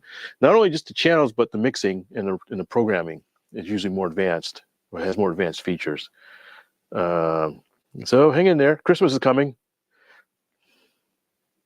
Yeah, in fact, he says, yeah, Kevin, yeah, $50 every payday until you have to get an NX10. Yeah, yep, I agree with that. A little bit every day. This was nice to throw a battery and play flights and having to do all the things involved with setting up a Futaba receiver and all. Yeah. M1 RC. Hi there, M1 RC. Mr. Lee, I'm your biggest fan. Yeah, no, you're not. You ain't nothing, Mr. Yarsmith. Okay, I'm not sure if I have anything else to talk about. I think I really bent your ear long enough. How long have I been streaming? Wow, 2 hours. Well, a quick 2 hours. All right. So anyways, don't know if you guys have any last questions. Oh, Craig. Hey, Craig. I didn't. Okay. No, you're in secret, huh? Hey, thanks for joining us. I've been mucking around the workshop with some stuff. A little used plane I picked up at a swap meet. Real cool. Which is HS189. Hopefully it flies as cool as it looks. If not, oh well, it was fun anyways. And don't know what else to talk about. I think I'm probably wasted enough of you guys' time for tonight. Again, look for the hopefully I'll get to fly some stuff soon. We'll have a couple more videos coming up in the not too distant future. As I mentioned, I've got the Savage Bobber that I need to fly and pick, and the new erratics from E-flite, which I said I stuck in a really quick flight on it, and was really liking what I saw. So really looking forward to really throwing it around the sky as well. And don't know what else to say. Anybody got any last questions before I go? Yeah, Dracula later. I finally got a model airplane. I've always wanted one ever since I was a kid. I looked in the window and I said, how much for that planey in the window? So, Kevin Bolton just got a UMX, the beast. Time for indoor flying. Yes, it's that time of year we do indoor flying. Although it's kind of, so I'm in the South in Texas, so we're sort of flipped. Indoor flying is best in the summer when it's 800,000 degrees outside. It's nice to go inside and air conditioned.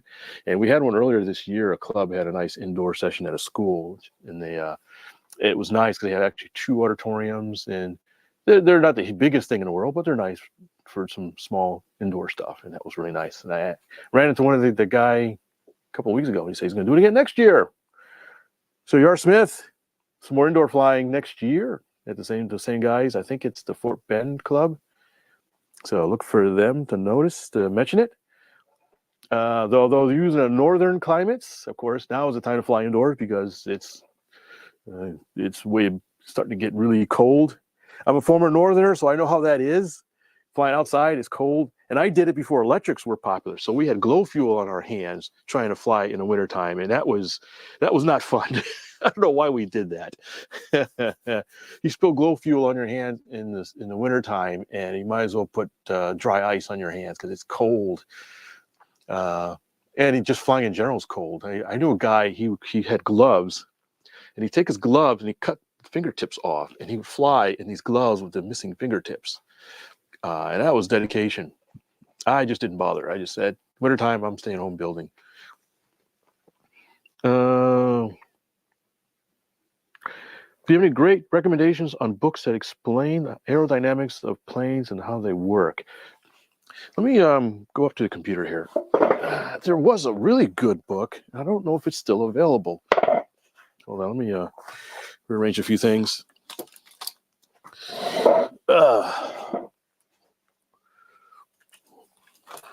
So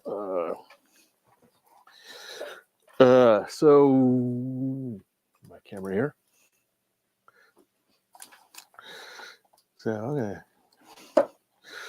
There was give me a second. There was a gentleman, I believe he was Canadian, had a really neat book, and I wonder if it's still available. It was like on model airplane design. But if you're looking for, airplanes doesn't have to be model airplanes. There's lots and lots of books. You probably find YouTube videos on the basics of aerodynamics, lift, weight, drag, thrust, that kind of stuff, aerodynamic lift, airfoils. But it was, I think it was Laddie Asco. I can't remember how to spell the last name.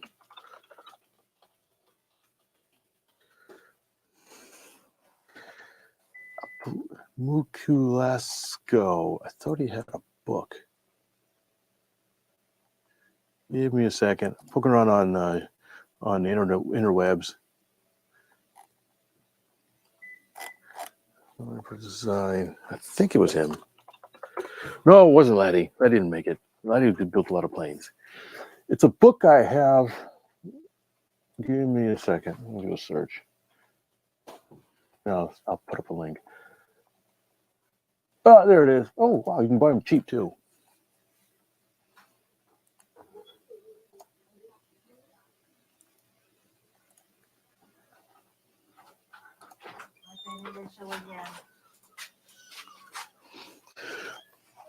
All right, so I found a couple of links. Give me a second to post them here.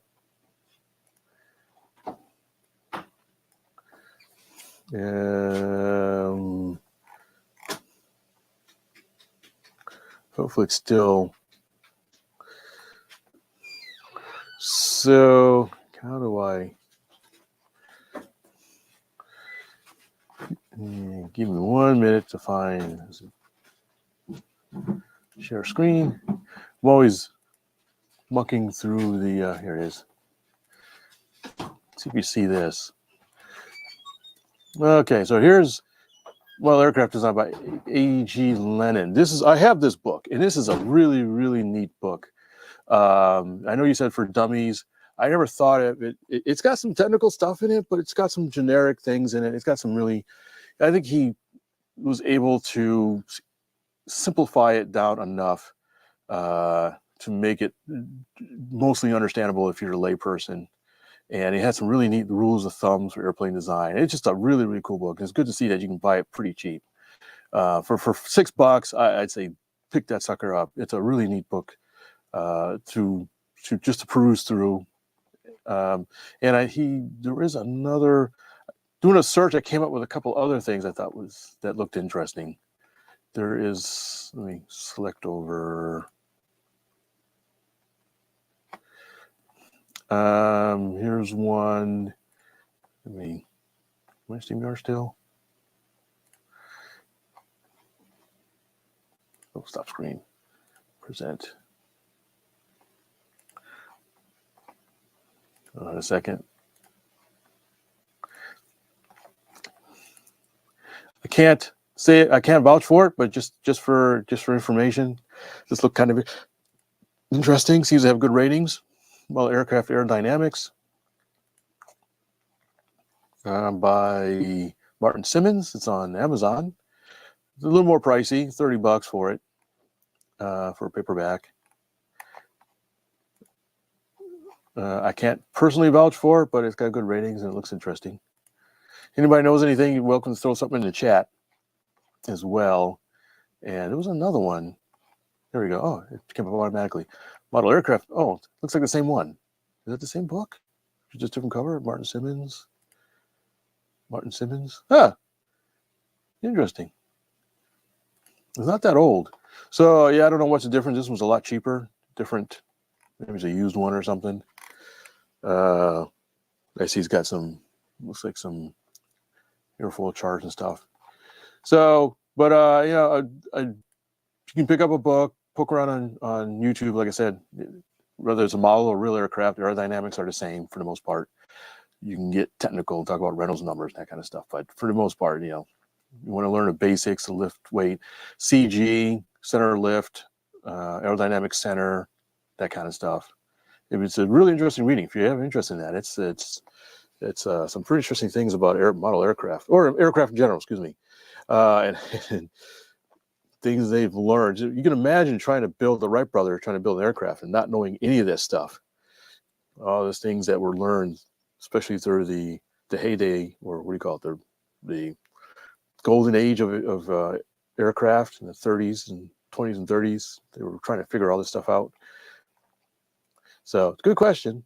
And I'm not an aerospace engineer by any means, but I do have interest in that kind of stuff. And that's why that Andy Lennon's book was the most interesting to me.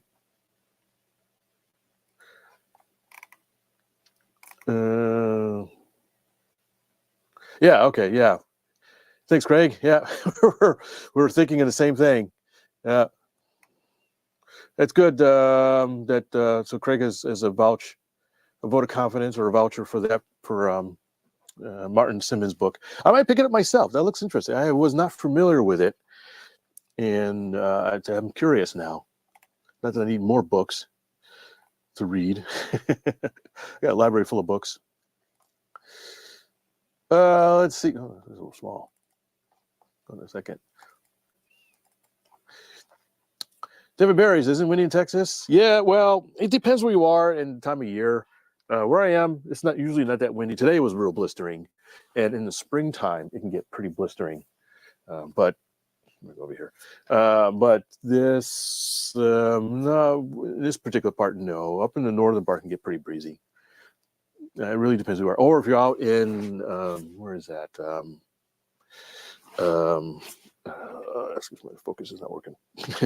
Out in the far west, El Paso. Get really, really windy out there. But where I am, it's not too bad. So he says runs an indoor club in Velletville, so look out for that. Is that coming up, Steve? If you have a link or something, please post it in the chat or on the video message. When the video is finished, you can post it in the down for people in the New York area. We're in zero, cold, windy. Yep. Yeah, well, it's that time of year. Any Lemons RC model aircraft. Okay, see, another vote of confidence. So look at both boats are good. Can't go wrong with either one. Like I said, it looks like you said you're going to get both of them. I prefer building or flying. Enjoy the building aspects, crash building. Yeah, there's building. I like building. I have a lot of fun building. I have a video. If you ever seen, look in my library, you'll see there's two. Probably you might be interested in the QT build, the scratch built QT that I did, and the kit built Electrocub. It wasn't scratch built, but it was a kit build I did. You might find those interesting. I have a couple of, well, you don't really see me building them. I have a Beaver I built for Model Aviation from a kit. And I got two other ones. The Old School Model Works, Javelin and 109, also I built. You can find the Beaver videos on the AMA YouTube. Unfortunately, the 109 somehow didn't make it on their YouTube page yet.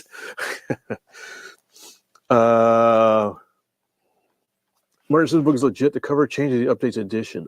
Okay, so maybe I had an older edition. The cheap one was the old edition, and the newer one, the more expensive one, was the newer edition because the cover looked much newer. Interesting.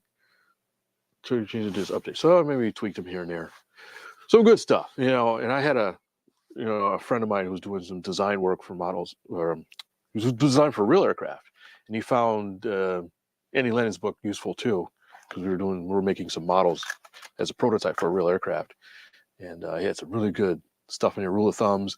What I like about Andy's book is he also had unusual aircraft. So he had canards and tandem wings, all kinds of stuff in there. So if you like to build oddball aircraft, it's also a great resource that you probably won't find on the web.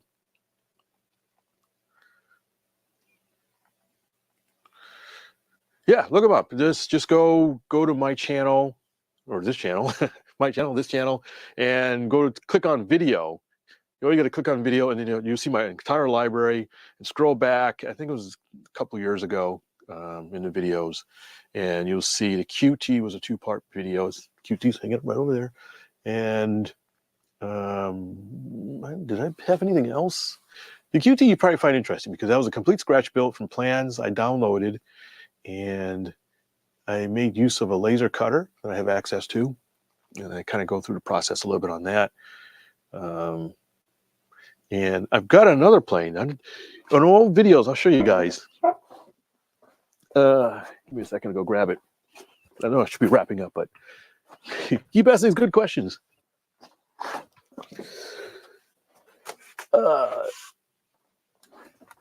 Yeah, buddy, you talked about scratch building, and I always like to encourage people to build sometimes. There's great ARPs out there now, and most of my stuff I fly is almost ready to fly, and it's fine, but every once in a while, it's nice to build a kit from a kit or a scratch, and it gives you a sense of accomplishment. And there's this guy. I built this probably 20 years ago. One of my early electrics. This is electric powered. This is a Dragon. What do you call it? Dragonfly Quickie. This was designed by Burt Rutan, the real one. This is a scale model of a real aircraft. It had a very low power engine, very, very sleek and very efficient design. And this is from a magazine called Real RCM, Real Control Models. This was a popular magazine throughout from like the 60s to the 90s or early 2000s. It was like the #1 RC magazine. They always had a plan, and each issue had a plan and a build. And I saw this, I thought, well, this is really neat. And I scratch built this from plans that I purchased from them. Pre-laser cutting, this is all just hand cut, everything else. And it was meant for a Cox 049 engine. You put a 049 engine and it's screaming away, and you just kind of hand launch it. But I built it as electric. It's got still got a small brushless motor. In fact, I'll put this in there. Oh, it's got an old Mega motor. I just pulled the cover off the bottom. Motor's still in there. And I added a rudder to it so I can do ground takeoffs. It didn't have a functional rudder in the plans. And it's a nice flying little model. It flies just fine. It's got a real mild power setup. I think I use a 800 milliamp hour battery pack, maybe. It's got servo still in it. I actually should need the speed controller still in it too. I should take this out and fly it. It's flies just fine. It's mildly aerobatic, but just for tooling around and for something really goofy looking in the air, it's great. And so this is kind of an advantage. I don't know where you get the plans for it now. I don't know if Model Aviation has all the old RCM plans. You might be able to download them from somewhere. But this is what scratch building gives you, something on you. There was some ARF versions of this for a little while, but they weren't around for very long. There's a quarter scale one, which wasn't much bigger than this, but it was a bit bigger. And this one is, I don't know, maybe 10 scale or something like that. But anyways, it reminded me of that. And I thought you guys might kind of kick out of that. Some of my old videos, you might see it in the background.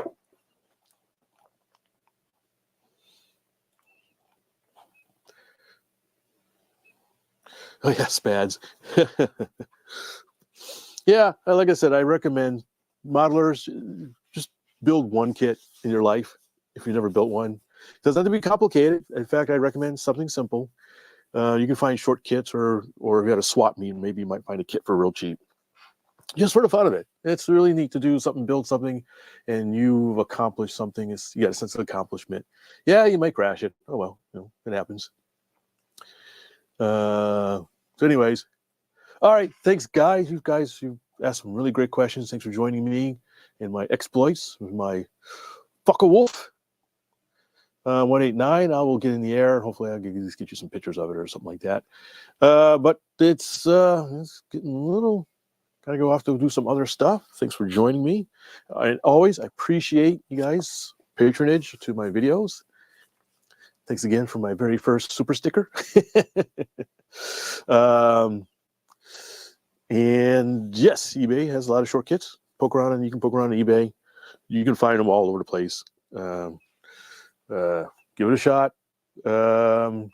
Every October, Model Aviation Magazine has a build issue, so you can go to their backlog and see things it built.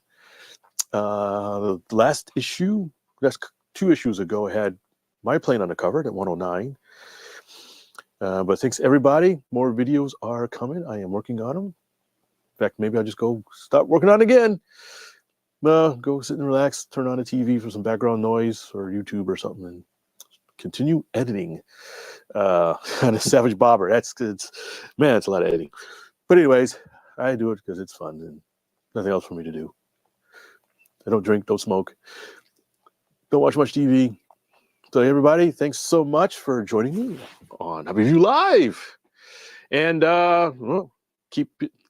please like and subscribe, hit the bell, and stay tuned for more stuff. That way you get notified if I do any more live shows. Sometimes I do stuff out in the field. Now that I got a new phone, I got my new, I can show you my new phone. I gotta, give me a second here. Got a fancy phone. I got one of these Z Fold phones. Looks like a regular phone, and then you open it up. It's a big phone. Look at that. It's a mini tablet. So this is pretty cool. So this is why my latest live videos from the field don't look like crap, because I finally got a new phone. It's 5G compatible and all kinds of new stuff. So anyways, guys, thanks so much. I know I'm looking over here. The camera is not in its usual spot. Thanks so much for joining me tonight. Kevin, Matt, Z Pilot, I see you on here. Steve, Vietnam Warriors. Thanks again for joining me. I know it's been a long goodbye. So without further ado, everybody have a nice weekend. If you can, do some flying tomorrow if it's nice weather. If not, watch more of my videos.